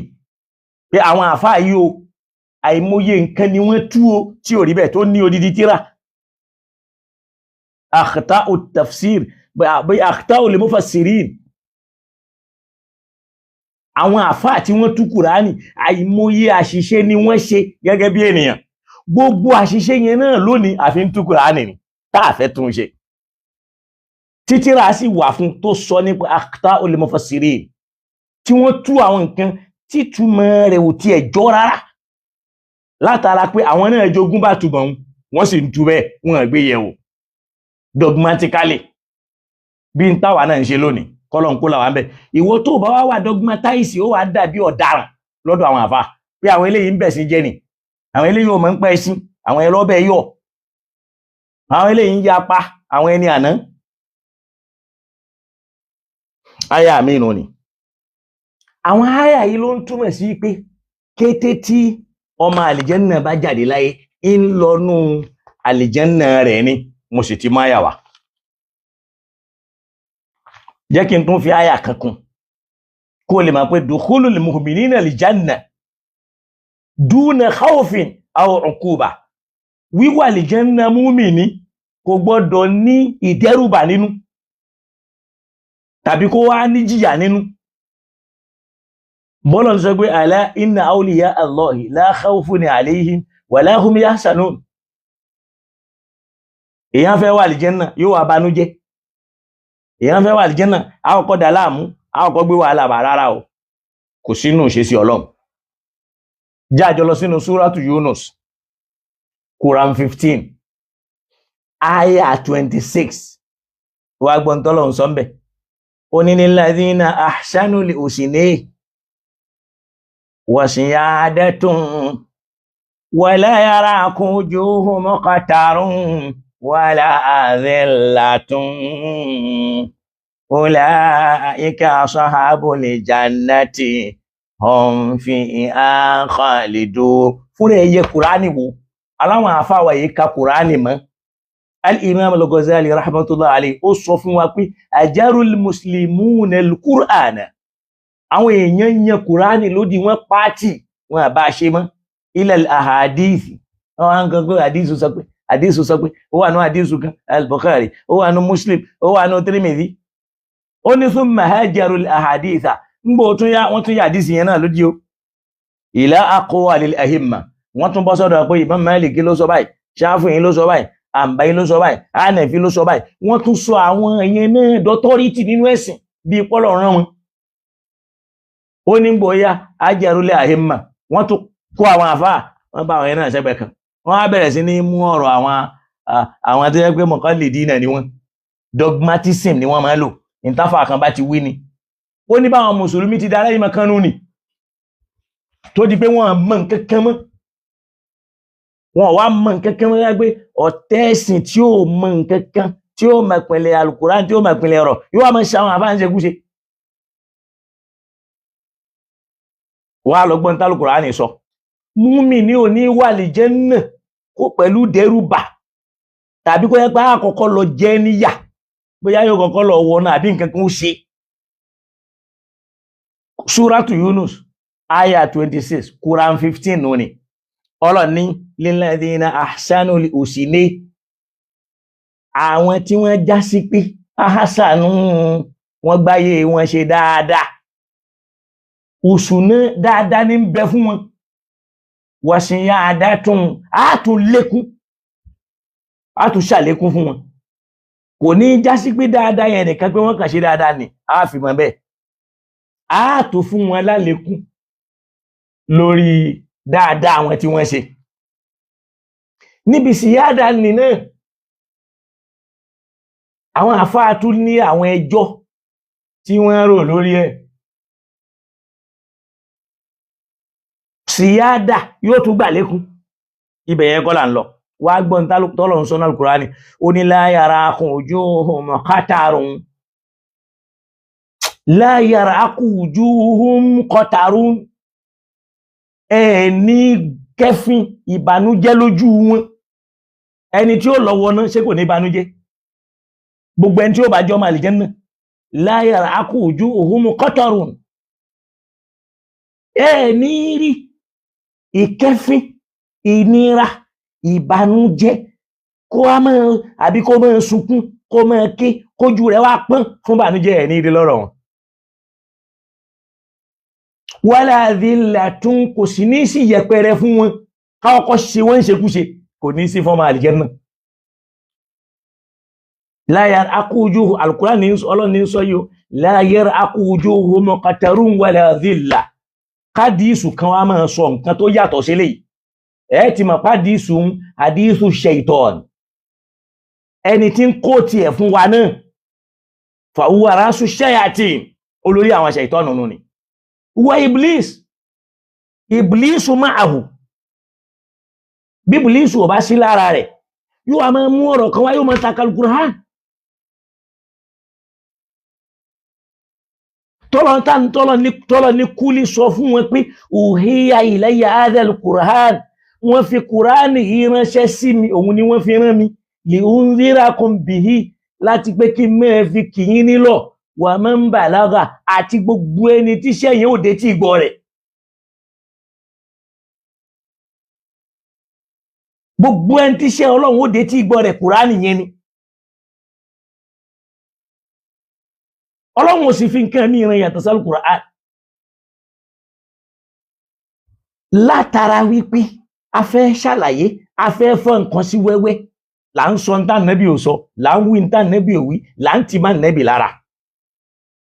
Gbọ́ àyà tá ń sọ yìí, ó ní lilladhina ahsanul husna, sórí gbogbo àwọn tí wọ́n gbáyé ṣe dáadáa, bọ́lọ̀ ti fẹ́ kán lo ayé al-husna, dáadáa ni wọ́n bá pàdé. Wa ziyadatun, kódà wọ́n tún gbà lékún.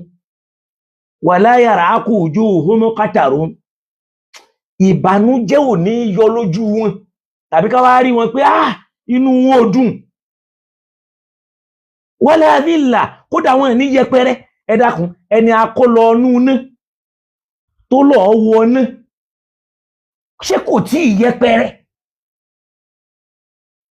ẹni ní ti yẹpẹrẹ, a ti fi yẹpẹrẹ kan, a ti kó bànújẹ́ bá. Ọlọ́run ní kò ní ṣẹlẹ̀ sí wọn.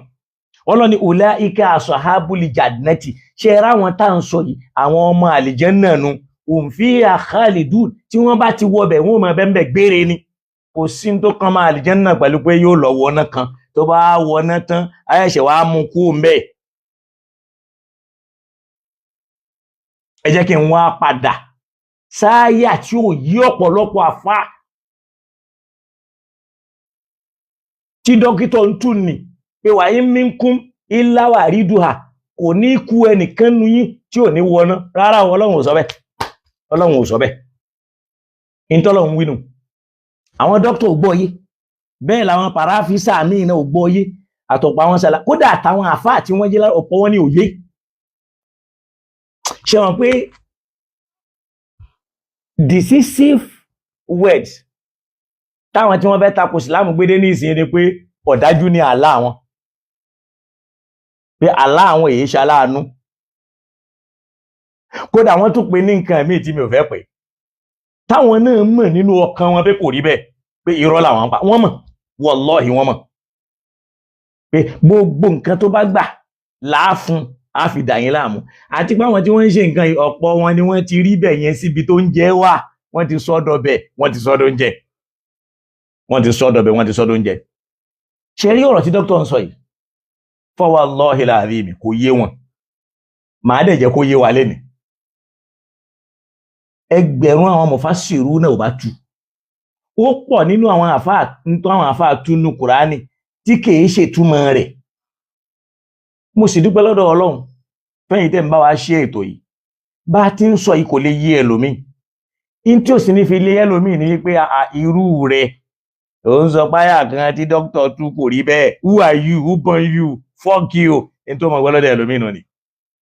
Ó sì lẹ́tọ̀ọ́ sí kó sọ bẹ́ẹ̀ torí bó ti rí lọ́dọ̀ rẹ̀ nù ni. Àmọ́ tó bá já sí pé ni tó fẹ́ ṣe ikhlasu tó sì ní amanatul ilmi tó sì fẹ́ ṣe dáadáa yóò gbọ́yé.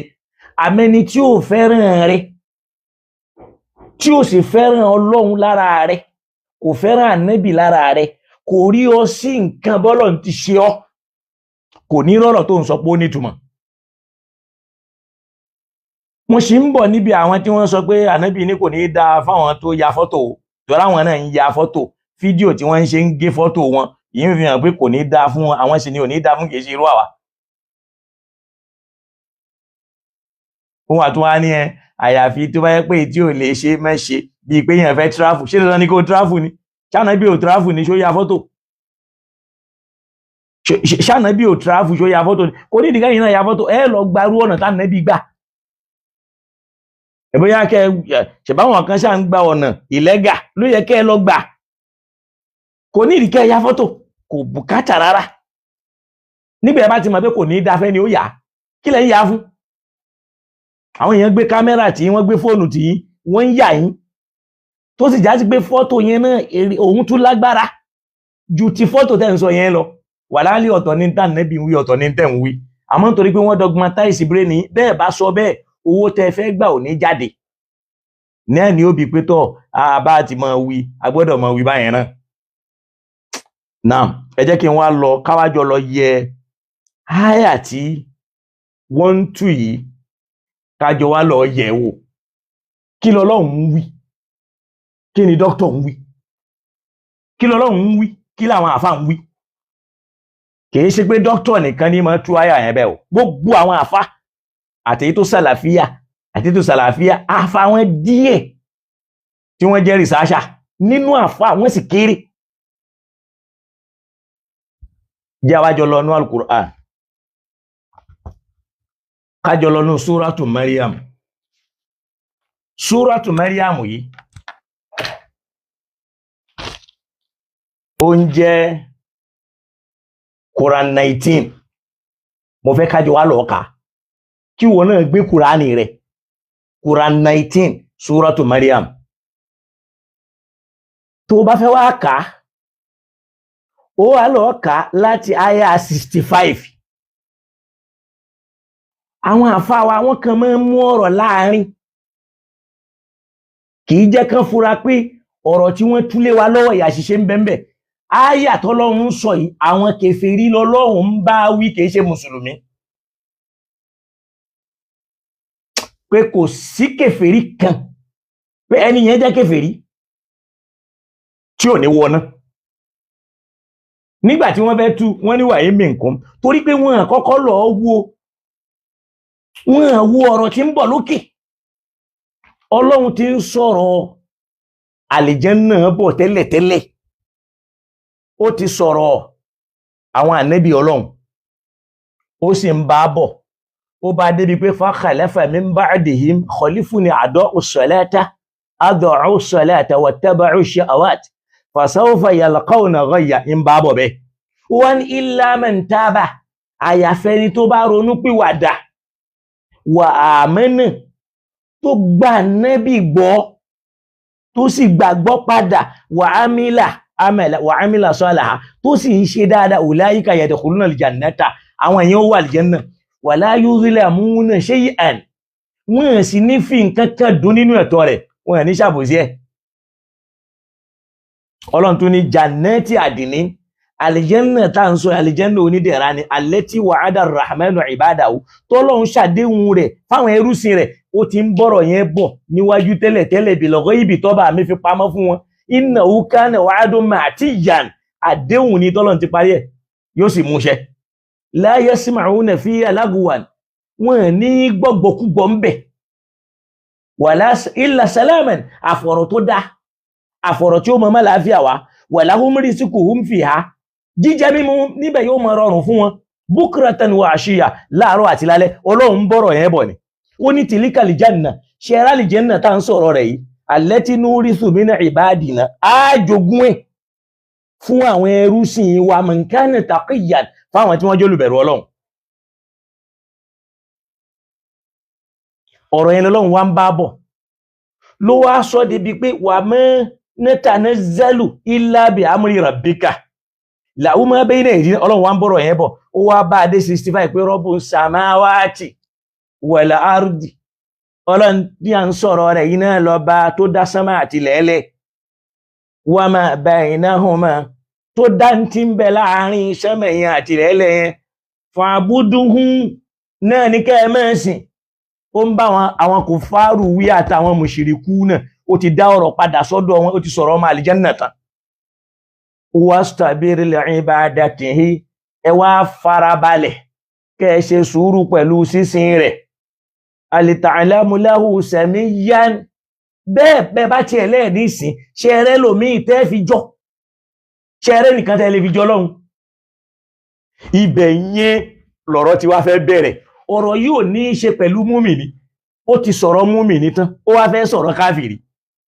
mo sì fẹ́ káwọn dókítà náà gbọ́rọ̀ yìí kán mọ̀ wípé ìmọ̀ lérò wípé gbogbo ẹni tí ò bá ti lè tú Qur'an ala manhaji man salafa lórí ìlànà àwọn tí wọ́n kọjá lọ kò sí lójú ọ̀nà wallahi ẹni tí ń bá ń sọ bẹ́ẹ̀ yóò mọ̀ ṣìnà láwọn ibìkan wá gbọ́ àyàtà fẹ́ tú mo lè máa mú àwọn àyàtù wá ní al-Qur'an tó jẹ́ sí pé mini akhata il mufassiri lára àṣìṣe táwọn tí wọ́n tú tí wọ́n ṣe tí ó sì correct tí wọ́n ló mọ̀ pa ilé kò rí bẹ́ẹ̀ ń tọ́lọ̀ ń sọ kọ́ ni wọ́n wí ń tọ́lọ̀ ń sọ kọ́ ni wọ́n wí nínú ẹni fásitì àlú aládìkiri mẹ́rin wọ́n aládìkiri alùdíkìr umu lẹ́dínà ya'lamuna al-Qur'an alùlìkìtàbí yàtọ̀ sí alùdíkìr torí pé kọ́ọ̀fù wal Qur'anu dé díkìr al-Qur'ani ní díkìr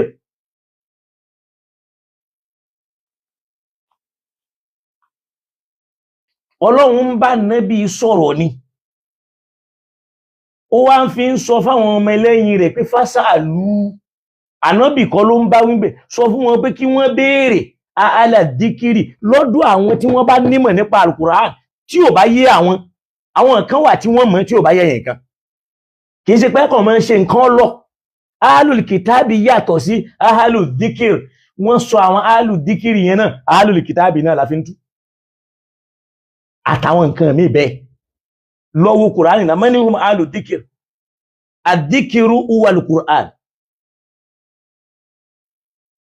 ibi tí mo wá fẹ́ lọ ní wípé káfìrí kan wá dìde ó challenge Ànábì nínú àwọn mùṣíríkù ó ń ṣe dédé èyí tó challenge rẹ̀ náà al-Qur'an nínú súrátù Yasin tó lọ ní wà dọ́rọ́bà mathalan ó mú àpèjúwe kan wá ìyẹn ni pé ó perform experiment fún Ànábì ó lọ wú òkú kan jáde nínú sàárè tó ti kú egungun tí ò sẹ́nu lára rẹ̀ mọ́ ó wá gbé wá ọlọ́ni wá nà sí khaliqahu ó gbàgbé ọlọ́run tó dẹ́dá òun kọ́lá yín wá ń sọ fún Ànábì pé man yuhyil 'idham tálẹ́ni tó lè jí egungun yìí dìde kó sọ́dẹ̀ dámọ́ wa hiya ramimu léyìí tí ò sẹ́nu lára rẹ̀ mọ́ tí ilẹ̀ ti jẹran rẹ̀ ọlọ́ni kúlì fún lésì pé yuhyiha alladhi ansha'aha awwala marratin sọ fún pé yuhyiha yóò sọ́dà láyé padà alladhi ansha'aha awwala marratin ọba tó dá lẹ́dà lákọ̀ọ́kọ́ níjọ́ tí ò sí wa huwa bi kulli shay'in alim gbogbo nǹkan lọ́ba mímọ̀ bí ó ti ṣe kò sẹ́nìkan tó mọ̀ irú àyà yẹn wá rè níbi ó ní yaqulu li insanu ìkan nínú àwọn olùgbàgbé ènìyàn nínú àwọn òṣèbọ al-insanu nígbà mẹ́nu al-Qur'an ọlọ́wọ́ máa lò fún mushrik pé àyídà mẹ́mítù pé ṣe ń gbà tá a bá wá kú tán làsáwọ́fà ó kọ́rájú hayyan ni wọ́n tún ń sọ fún wa pé wọ́n tún jí wa dìde padà àwọn kèfèrí Ọlọ́run fẹ́ sọ̀rọ̀ rẹ̀ yìí kì í ṣe múmìnì ibi dókítọ̀ àtàwọn irú wọn àtàwọn míì tí wọ́n ti gẹ́ẹ̀tì ẹ̀ràn gìnà ni láwọn míì tí wọ́n lọ ẹ lárúbá yóò tí wọ́n bá lè gbà tó bá ń di bí àwọn nǹkan ká ara o ẹ gẹ́ẹ̀tì ẹ̀ràn gì tá a bá jọ wò dáadáa jọ rí Ọlọ́run wá ń sọ fáwọn káfìrí ọba tí ó fi àwọn èèyàn sálì Jánnà yìí rọ́bù sàmáwátì wal ardi náà lọ bá sánmà àti lẹ́lẹ̀ wà máa baynahuma ọba tó dántí ń bẹ láàrin àwọn méjèèjì fa'buduhu òun ni kẹ́ẹ̀mẹ́sìn wá sí tọ̀dírí kẹ́ẹ̀sì farabalẹ̀ ń bí sísìn rẹ̀ kẹ́ẹ̀ ní farada pẹ̀lú ẹ̀ alita'lamu lahu samiyya ṣe tí ẹ mẹ́lòmí ṣòrẹ́ nìkan tí wọ́n tó lè fi jọ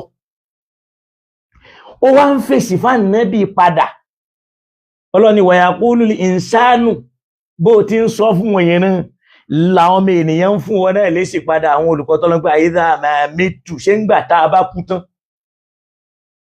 lasawfa ukhraju hayyan ni wọ́n tún lérò yí pé wọ́n tún dá wa padà sáyé lóòyè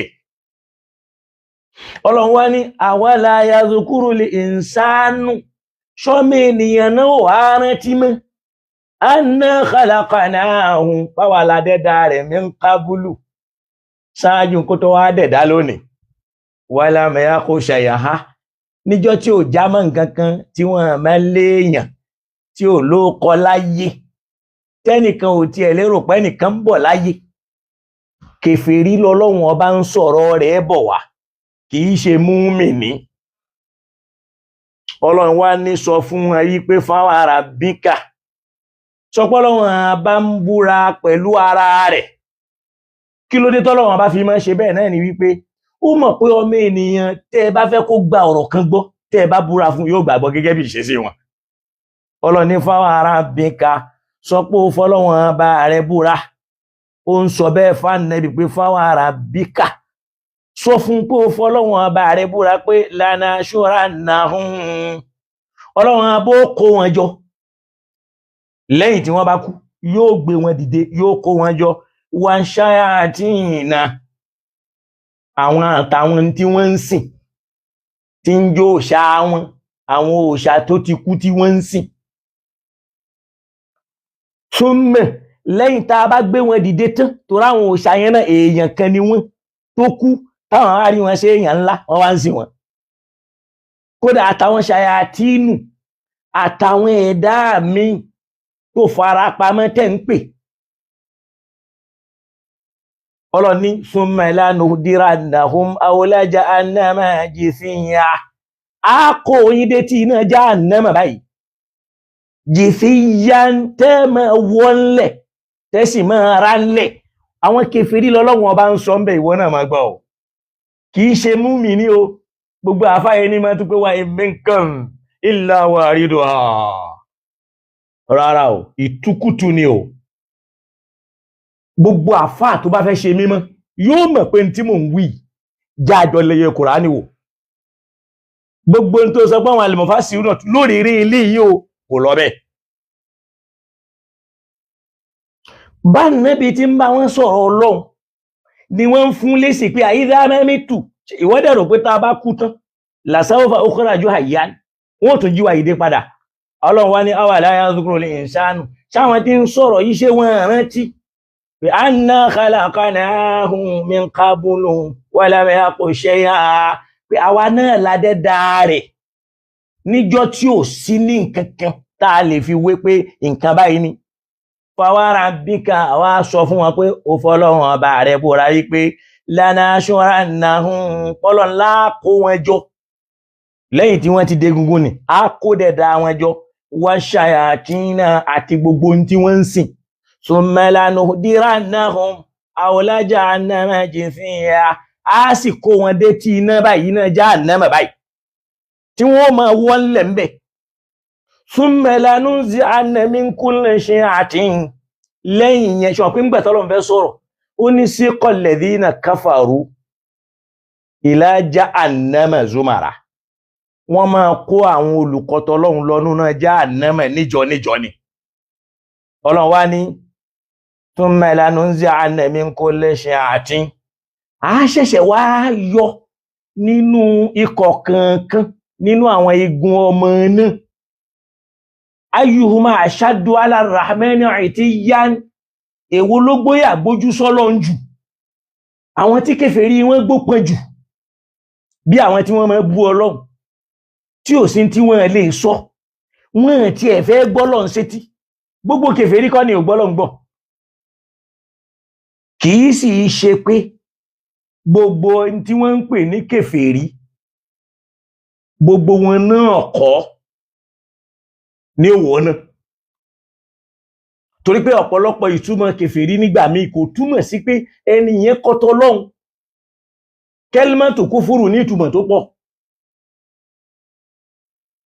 tó àgbébí tí mo sọ yìí nísìn lẹni tí làákàyè ẹ̀kú ní ó lọ gé ní òmù jáde pé ẹgbẹ́n tó wí torí pé ó fẹ́ ṣàbòsí gbogbo kẹ́límà tọ́lọ́run ló kúfúrù kún ẹ̀mọ́yẹ tó ti lọ dọ̀láàl fáwọn ànẹ́bí Ọlọ́run tí è sì ṣe túmọ̀ dọ̀láàl Ọlọ́run ní a kó wọn dé tí iná jahannama àwọn kèfèrí ní wí ó ní thumma lanunzi'anna min kulli shi'atin a wá yọ nínú àwọn gúrùpù ọmọ náà yẹn ayyuhuma ashaddu ala rahmani itiyan èwo láyà rẹ̀ kí sọ́lọ́run èwo ní kèfèrí ẹ̀ lágbára gan bí àwọn Fáráò àtàwọn irú wọn àwọn tí wọ́n máa bú Ọlọ́run tí ẹbẹ́ kò sí tán lè sọ sọ́lọ́run kò sí tí ò lè fọ́lọ́run wí Ọlọ́run wà yọrù wọn jáde yóò tún yọ àwọn èèyàn sọ́tọ̀ Ọlọ́run wá ní summa lanahnu a'lamu billadhina hum awla biha siliyan torí pé àwọn Ọlọ́run mọ ẹni tó tọ́ sí ìyà iná jù nínú wọn bí wọ́n ti wà yẹn àwọn kan bẹ wọ́n nígbàgbọ́ nú Ọlọ́run wọ́n kàn fara pamọ́ sínú kúfúrù ni torí pẹ́rù ń bà wọ́n Ọlọ́run wá ní thumma nunajjil ladhina taqaw lẹ́yìn ìyẹn a wá yọ àwọn tí wọ́n fara pamọ́ àwọn tí wọ́n ń fi gbàgbọ́ wọn pamọ́ láàrin wọn tí ẹ pé wọn lágbára wọn ní tí wọ́n lè ṣe wọ́n ń ṣekúṣe ṣe gbogbo ọ̀rọ̀ pé gbogbo ẹni tó bára rẹ̀ nú ẹgbẹ́ awolawo òun ni gbogbo ẹni tó wà nínú kúfúrù kọ́ ni kúfúrù òun wọ́n di ẹlòmíì mọ́lẹ̀ ń bẹ̀ ni pé bó o bá gbìyànjú ẹ̀mí ẹ̀ ń lọ ni Ọlọ́run ní thumma nunajjil ladhina taqaw láàrin wọn yẹn náà àwọn tí wọ́n já sí alladhina taqaw àwọn ń fara pamọ́ kì í ṣe pé wọ́n ń bẹ̀rù Ọlọ́run ọba wọn ṣọmọkẹ́ bí Ọlọ́run ti sọ̀rọ̀ ó ní wasiqal ladhina taqaw rabbahum níbi ó ní wùrùnájì ladhina taqaw á tún wá yọ àwọn tí wọ́n pè ní ittaqaw wọ́n ń sápamọ́ nínú wọn wọ́n fi gbàgbọ́ wọn pamọ́ orí lọ́wọ́ àpòjú rẹ̀ lọ́dọ̀ Firaun bíyàwó rẹ̀ ti rí múmìnì ni ó sì fi gbàgbọ́ rẹ̀ pamọ́ tẹ́nìkan ò mọ̀ pé múmìnì ni bẹ́ẹ̀ náà ni arákùnrin kan ń bẹ nínú ọmọlẹ́yìn Fáráò tó yẹ pé ní yakutumu imanahu múmìnì ni ó sì fi gbàgbọ́ rẹ̀ pamọ́ torí kí Fíráò náà má pa tọ́lọ́run ò bá tú fún wa láṣìírí a ní mọ̀ pé múmìnì ni Ọlọ́run ní nunajjil ladhina taqaw á wá yọ àwọn tí wọ́n ń fara pamọ́ nú wọn tí wọ́n lè gbégbàgbọ́ síta wa nadharu zalimina a wá da àwọn tí wọ́n jálábò sínú wọn a dà wọ́n sínú náà yẹn fíyàjì sí yán tí wọ́n jìdò síbẹ̀ lẹ́ni yẹpẹrẹ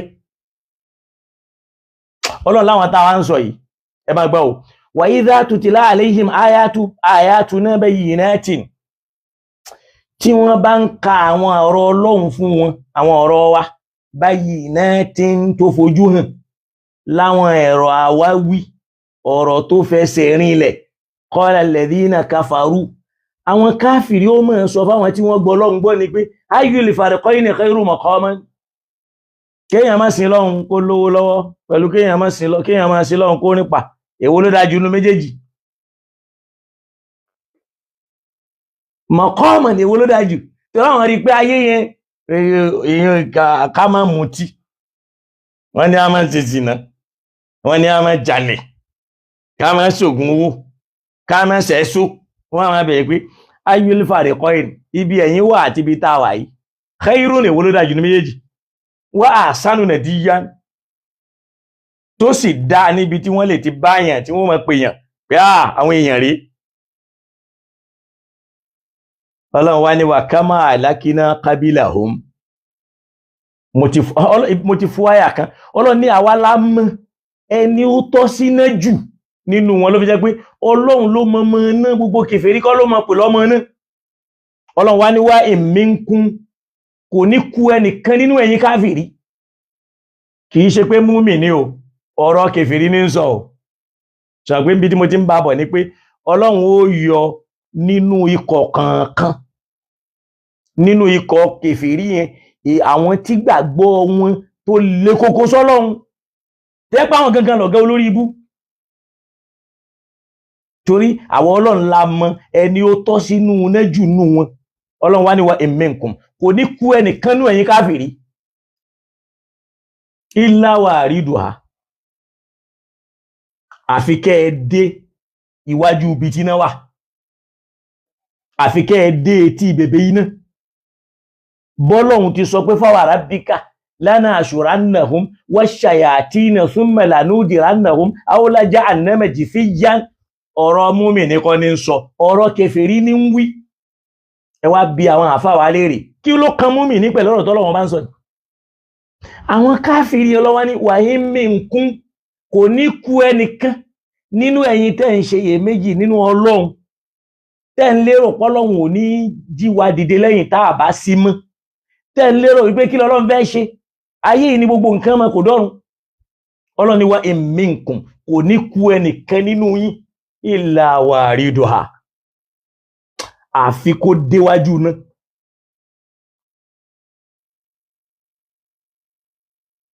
kódà wàrídùá yẹn kì í tún ṣètúmọ̀ pé kó wọ ọbẹ̀ torí pé àwọn kan ń bẹ lílẹ̀ ni wọ́n lé tí wọ́n lè dára wọn gbálẹ̀ wọ́n tó kán gbọ́rùn sókè ṣé o gbọ́ ẹni tó ṣe káfìrí ló ṣe kèfèrí ni kí ló bí ká Nábì ṣe jíra lọ Mákà kó Mákà lọ Mádínà ṣebí nítorí àwọn ọ̀lẹ tí wọ́n lè rí Islam ṣe pẹ̀lú rọrùn ni Ọlọ́run wá ní wa minkum kò ní kú ẹnìkan nínú ẹ̀yin tẹ́ nígbàgbọ́ nú Ọlọ́run illa wariduha tẹ́ kọ́ntọ́lọ̀ ní kẹ́ máa ṣe àfi kẹ́ dé etí iná òun kẹ́ déwájú ẹ̀ kana ala rabbika hatiman maqdiyan ìyẹn ti di ọ̀ranyàn nínú àṣẹ Ọlọ́run pé kò sí tó lè yẹ Ọlọ́run ti sí ilé ẹ̀ ó ní súnmọ̀ lẹ́yìn tẹ́ bá wá déwájú náà yẹn ní gbogbo ẹ̀yin tá a mọ̀ sí kúfúrù pé eléyìí kúfúrù yálà ó nígbà ọpọ lọ́hùn ń bẹ àmọ́ kì í sin lọ́hùn, yálà ó nígbà ọpọ lọ́hùn ń bẹ àmọ́ ń ṣe dáadáa, yálà ó nígbà ọpọ lọ́hùn ń bẹ àmọ́ kò sí láàyè ibi tí ó ti sìn kọ́wọ́ mọ̀ tẹ́. Ọlọ́run wá ní fún mẹ́nu náà jílẹ̀ dínà tàkọ́ láṣẹ̀ṣẹ̀ wá yọ àwọn tó yẹ pé ní ẹ̀rù ló ń bà wọ́n ń fara pamọ́ ni wọ́n lè fi gbàgbọ́ hàn láàrin wọn. Wà náà dárù zọ́ọ̀lì mìíràn táwàá mọ́ àwọn tí wọ́n jálábò sínú wọn táwàá dà wọ́n sínú náà jahannama jìfíjàn tájú wọn lẹ́m̀bẹ̀ pẹ̀lú ìyẹpẹrẹ láwọn ẹjọ́ pé ní ìzátù tí láàlẹ́ ìmọ̀ ayátù náà bá yìí náà tí wọ́n bá ka ọ̀rọ̀ Ọlọ́run fún wọn qala alladhina kafaru lilladhina amanu ṣe làwọn káfìrí yẹn wọ́n máa sọ fẹ́ni tó nígbà pé ayyul fariqayni khayrun maqaman. Báwa ti lu ayé tá ń gbádùn ayé yìí ṣé kò ń wọ náà bẹ́ẹ̀ ni bá ti ń jẹlẹ́dẹ̀ tá ń mutí tá ń ṣayé bó ti ń wá tá ń pààyàn tá ń lówó yìí èyí ló dáa jù wá sánú nàìjíríà síbi tí wọ́n wà yẹn àwọn èèyàn ń pè wá àwọn ń rí wa léèyàn mo lè yẹ kéèyàn wà ọlọ́ni wà ká máa lákínà qabla òun àìmọye tá a ti parẹ́ ṣáájú tiwọn ó máa sánú àsáásá ń wà rí ìyá láwọn tí wọ́n lọ́lá jù wọ́n lọ tí wọ́n ní nǹkan ní kíkójọ jù wọ́n lọ. Ìyẹn fi hàn pé ááyà yìí wá ìmínkún ìláwàrídù ayé kìí ṣe fún mùmínì o téèyàn bá káyà tí ń bọ̀ lókèrè kò kan mùmínì rárá. Bó àṣìṣe ọ̀pọ̀ àwọn àfáàní wípé tí wọ́n ń lérò wípé wà ìmínkún kò ní ku ẹnìkan nú yín o ìláwàrídù àfi kó wọbẹ̀. Ìyíhun náà wàrídù ayẹn náà kò sì túmọ̀ sí pé kéèyàn wọ ibì kan lọ́dọ̀ àwọn Lárúbáwá. Lẹ́bi jáde pé tá a bá wọnú Al-Qur'an ẹ jẹ́ ń sáré yanjú bẹ̀yẹn náà díẹ̀díẹ̀. Ẹ̀rí pa Nábì Musa Ọlọ́run lo kẹ́límọ́tù wárọ́dà ó lò ó fún ó ní wàlámọ́ wàrọ́dà mọ́ Hamadiyana nígbà tó dé etí odò Madian wàjádà àléhì ummatan ó rí àwọn kan bẹ̀ mínà nẹ́sí nínú àwọn ènìyàn yasukúnà tí wọ́n ń fẹ́ràn lómi kìí ṣe pé wọ́n ń bẹ nínú omi. Àbí ṣé Musa wọnú omi nígbà Ọlọ́run lámọ́ wàrádà Musa Madian nígbàtí Musa dé ibi omi yẹn kìí ṣe pé ó wọnú ẹ̀ wàrídù ayẹ̀gá kìí ṣe pé wọ́n wọ̀ náà àwọn kèfèrí yẹn gbogbo wọn lákòójọ sétí iná. A wọ àwọn tó jẹ́ pé ní ọ̀lẹ ni wọ́n mú wọn mẹ́lẹ̀ ni wọ́n fi gbàgbọ́ wọn pamọ́ tó jẹ́ pé Ọlọ́run nìkan ló mọ̀ pé ẹni òun ni wọ́n tẹ́nìkan ò mọ̀ wọ́n. Yóò wá fún àwọn alábòsí ọ̀daràn yẹn tó jẹ́ pé wọ́n lè sọ́lọ́run púpọ̀ yẹn yóò fi wọ́n síbẹ̀ kó o lè mọ bá àánú Ọlọ́run ọba méjì rí. Tó bá yẹ pé Musa wọnú omi ni in tí ó sọ ni pé wọ́n wà jádà fíhì kò ní sọ pé wọ́n wà jádà àléhì. So wọ́n wà létí omi kìí ṣe pé wọ́n wọnú omi. Ló yẹ pé téèyàn bá ka Al-Qur'anu dáadáa ó rí pé tó bá wo súrátù Yusufu níbi Ọlọ́run ọba ti ń sọ̀rọ̀ wípé waja'ati sayyaratun farisalu waridahum wárídù lẹni tó dé tí kànga kìí ṣe ẹni tó wọnú kànga. Tọ́ bá sọ fún yàn pé wárídù kìí ṣe pé bóyá ó wọnú nǹkan ó débi tí nǹkan yẹn wà tàbí kó já sí pé almururu ó ní fàárìsàlú wàrídahum wọ́n rán ẹni tí ó lọ bá wọn pomi òun ni wárídù látara wàrọ́dà fáàdìlá dálíwàwó ṣọ́n pé wárídù ò ní wọnú kànga yóò dúó létí kànga ní ló fi máa yí pé ilá wàrídù hátọ́lọ́hun sọ yẹn á kó gbogbo ẹni tá a mọ̀ ní káfìrí á kó wọn sétí iná Jahannama.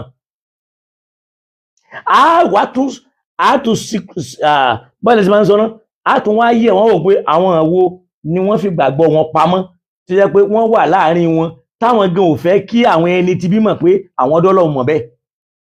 Ó mọye kèfèrí tó dọ́lọ́run mọ̀ ju múmìnì ju àfáà mi lọ tí è kírun kìí sì bọ nǹkan kìí pè nǹkan míì lọ́lọ́run, Ọlọ́run nìkan lẹ́mọ̀ gbọ́ lọ́dọ̀ rẹ̀, yóò sì máa lo ewé, yóò máa lo egbò, yóò máa fàṣẹ Ọlọ́run ṣe gbogbo ẹ̀.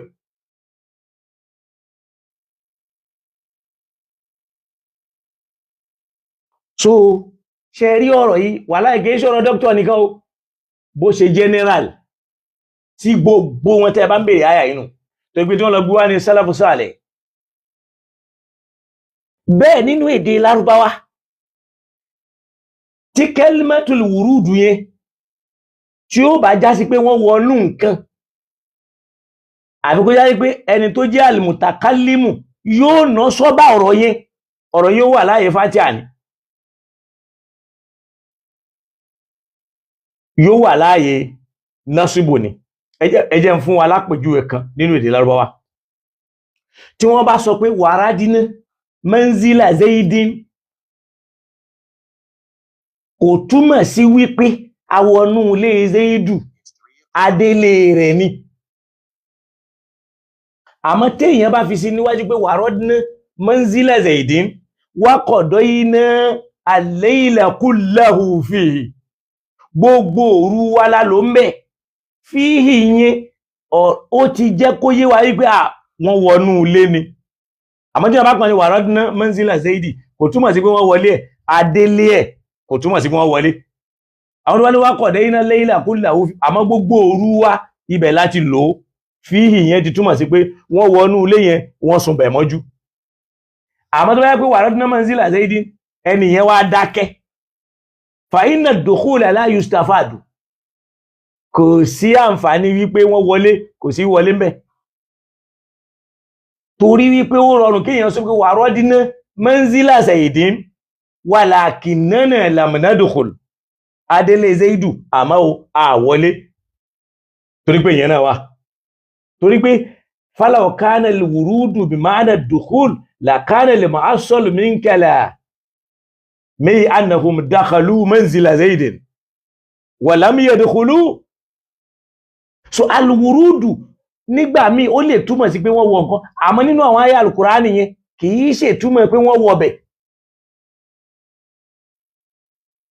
Tọ́lọ́run bá wá ní wa in minkum illa wariduha, àwọn kèfèrí ní ń bá wí pé kò ní kú ẹnìkan nínú yín tẹ́ ń ṣe iyèméjì nínú pọ́lọ́run ó jí wa dìde tàbí kò ní jí wa dìde níbi kíkọ tọ́lọ́run tẹ́ ẹ̀kọ́ tọ́lọ́run àtèyí tẹ́ ẹ̀kọ́ tọ́lọ́run yẹn illa wariduha, àfi kọ́lọ́run kó yín dé etí iná jahannama. Kì í ṣe múmìnì ní wí.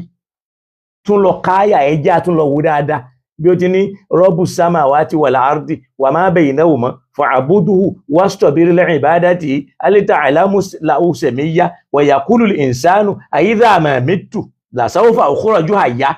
Mùsùlùmí ò fìgbà kan ṣe iyèméjì nínú báàf. Ọlọ́run tún náà wà la yazkuru al-insan anna khalaqnahu min qabl wa lam yaku shay'an.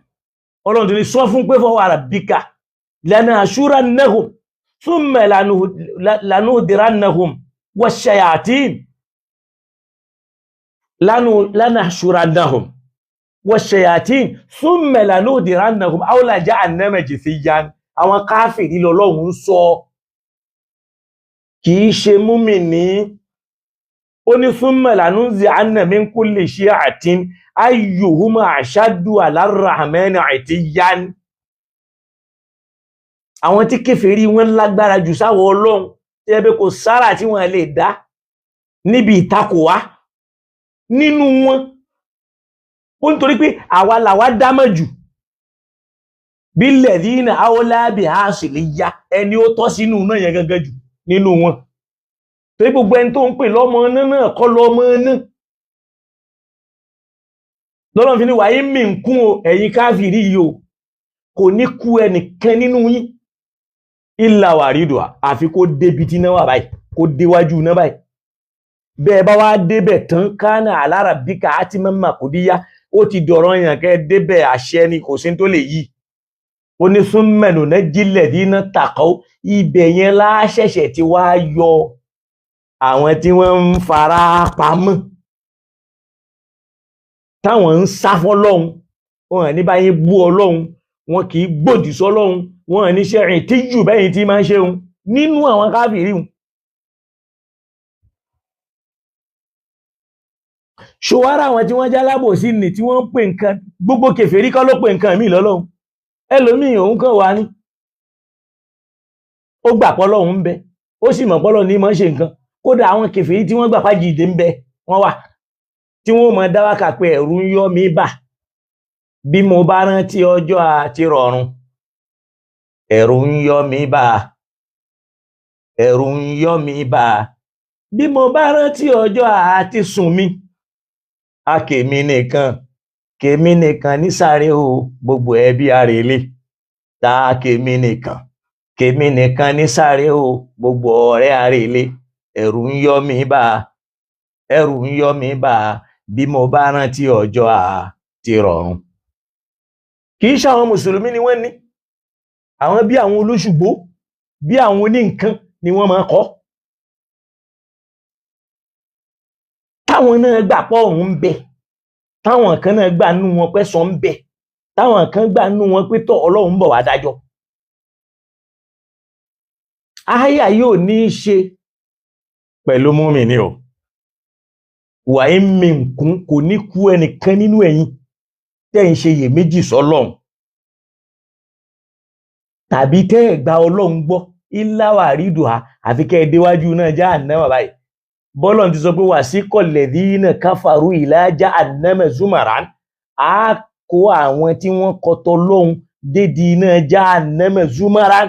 tán bá wá débẹ̀ tán, ó ní àtà ìdájà húwá, tán bá débẹ̀ wà fútì àti àbúwábùwá ni wọ́n ṣẹ̀ṣẹ̀ ṣílẹ̀kùn fún wọn, wọ́n tún wá bí wọ́n léèrè ọ̀rọ̀.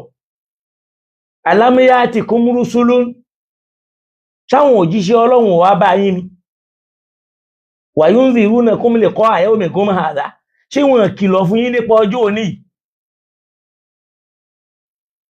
ibẹ̀ lọ́lọ́run ó ti yọ àwọn nǹkan tó gbá eléyìí ó kàn wà láàrin yín ni, kì í ṣe ọmọ náà. òun nígbàgbọ́ nínú Ọlọ́run, kì í ṣòdì sọ́lọ́run, kì í wò òdì sọ́lọ́run, kì í sọ̀rọ̀ òdì sọ́lọ́run. àwọn ẹ̀yẹn lọ́lọ́run ọba ó yọ, yóò wá dà wọn tí wọ́n jálábò sínú wọn tán gbógun tọ Ọlọ́run tààràtàrà, yóò dà wọn sínú náà níbi àánú Ọlọ́run. Olúwa Ọlọ́run ṣíjú àánú wa, kò jẹ́ kọ́rọ̀ owó dayọ̀. Islam dá o, kò sọmọ àlìjánà kan tí ó kọ́kọ́ lọ tọ́ iná wò kó tó wà àlìjánà. gbogbo ohun tó bá rí tí wọ́n ń sọ bẹ́ẹ̀, tán bá ń lẹ̀ má nàbì Muhammad sallallahu alaihi wasallam, ànábì ò máa ń pa rẹ̀, wọ́n fírèmù ẹ̀ má nẹ́bì, wọ́n ń pè lórúkọ ànábì pa nẹ́bì wí ni. torí pé Ọlọ́run dìídì jẹ́ kó yé ànábì pé tá a bá ti yọ àlùkùránì kúrò lọ́rọ̀ rẹ̀, oríire ò sí lára ẹ̀ mọ́. Ọlọ́run dìídì sọ bẹ́ẹ̀ fànẹ́bì pé láòṣí iná lànà dí àbánà bílẹ̀ dí àwàháínà ìlẹ́ìkà, tó bá ń wà àádẹ́ yọ gbogbo ń tá a fi ránṣẹ́ tí ń jẹ́ ààyò kúrò lára ẹ̀, àmọ́ tá a bá ti yọ ò ní kankan mọ́. ẹ ṣáà gbọ́ tó ń láwọ́ tàkọ́ wọ́lá àléyìnà bá dọ̀là akọ̀wé, tí wọ́n náà bá láwọn ọ̀rọ̀ kan ń bẹ ìwọ ló ní, ìwọ náà wá lọ ń sọ ọmọ wa bí ìgbà yẹn pàwọ́ Ọlọ́run ọba ní ń sọ̀rọ̀. làkàdìnà minhu bil yamin, á jẹ ọ ní yàtújá sí pé o ò ní rẹ́ nìkan tí ó gbà wọlé. Ọlọ́run sọ bẹ́ẹ̀ fànàbí. ó sì rí wípé nínú súrátù Yúnúsù náà wọ́n máa ń sọ fànàbí wípé ha ìrẹ Muhammad, àwọn fẹ́ kó o ṣe kinní kan fáwọn. bí wọ́n ti dà nábì láàmú tó, ànábì ò mọ̀ gbà fún wọn. nínú àyà 15 nínú súrátù Yúnúsù yẹn, ó mọ̀ rí pọ́lọ̀ ní wa idha tutla alayhim ayatuna bayyinatin, tí wọ́n bá ti ń ka àmì wa léyìí tó fojú wọn tó fìdí múlẹ̀ tí wọ́n sì mọ̀ pé òótọ́ ni, ó ní qala alladhina la yarjuna liqa'ana, àwọn tí wọ́n nírètí àánú ọlọ́run tí wọ́n etí ẹ̀ rò pé ọlọ́run ọba ó bi àwọn léèrè níjọ́ kan yóò já àwọn níyà àbí yóò san àwọn ẹlẹ́san wọ́n mọ̀ ní ìtìbí Kùránì nìkan yìí àdá bá wa wá nǹkan míì tá a lè máa kà tó yàtọ̀ sí eléyìí àwọn ọba dìlìwù tàbí eléyìí tí wọ́n sọ ń bì kó yí padà wọ́n ń béèrè nǹkan méjì lọ́dọ̀ rẹ̀ ìtìbí Kùránì nìkan yìí àdá èyí tá a lè máa kà tí ó yàtọ̀ sí eléyìí tí wọ́n fi rán ọ yìí àwọn ọba dìlìwù tàbí èyí tọ́lọ́run sọ yìí kó yí padà sí mi ká change ẹ̀ ọlọ́run tẹ́ sọ pé kúl mẹ́yà kúnù lí àkò ṣeéṣe fún mi o a ní uba dílà húmí ń tèlẹ̀ kọ́ ìnàfùsí kí n wá sọ nǹkan kan lọ́dọ̀ ara mi kí n fi yí tọ́lọ́run ọba mi sọ padà torí kí ló fi lè yí padà náà ni wípé ìní àtàbẹ̀rù torí mi kìí tẹ̀lé nǹkan kan èmi ànábì mi ṣe kíni o mi kìí tẹ̀lé kíní kan ìlàmà yóò ìláyà yàtọ̀ sí tọ́lọ́run bá ti sọ fún mi tó fi ránṣẹ́ tí ń ṣe àlùkùránì sọ fún wọn pé mi ò ní tẹ̀lé kíní kan yàtọ̀ sí tí wọ́n fi ránṣẹ́ sí mi tó mi ò lè wí nǹkan lọ́dọ̀ ara mi kí n wá fi rọ́pò ẹ̀ báwo ni wọ́n wá máa ṣe sọ fún apá nábì sọ̀rọ̀ kan ó wá takò kùránì tá à ń sọ yìí wọ́n wá máa dọ́gbọ́n sí wọ́n ní laysa baynahuma ta'arud pé kò sátakò lára wọ́n sì máa dọ́gbọ́n sí dogmatically kí ló fà á tí mi ò fi lè sọ mí ni pé inni akhafu ẹ̀rù ń bà mí inni asaitu rabbi tí n bá ya pàntọ́lọ́hun wí tí mo sọ nǹkan mi tàbí mo yí padà tàbí mo ṣe nǹkan mi àdábà yawmin àdímì ìyà ọjọ́ tó lágbára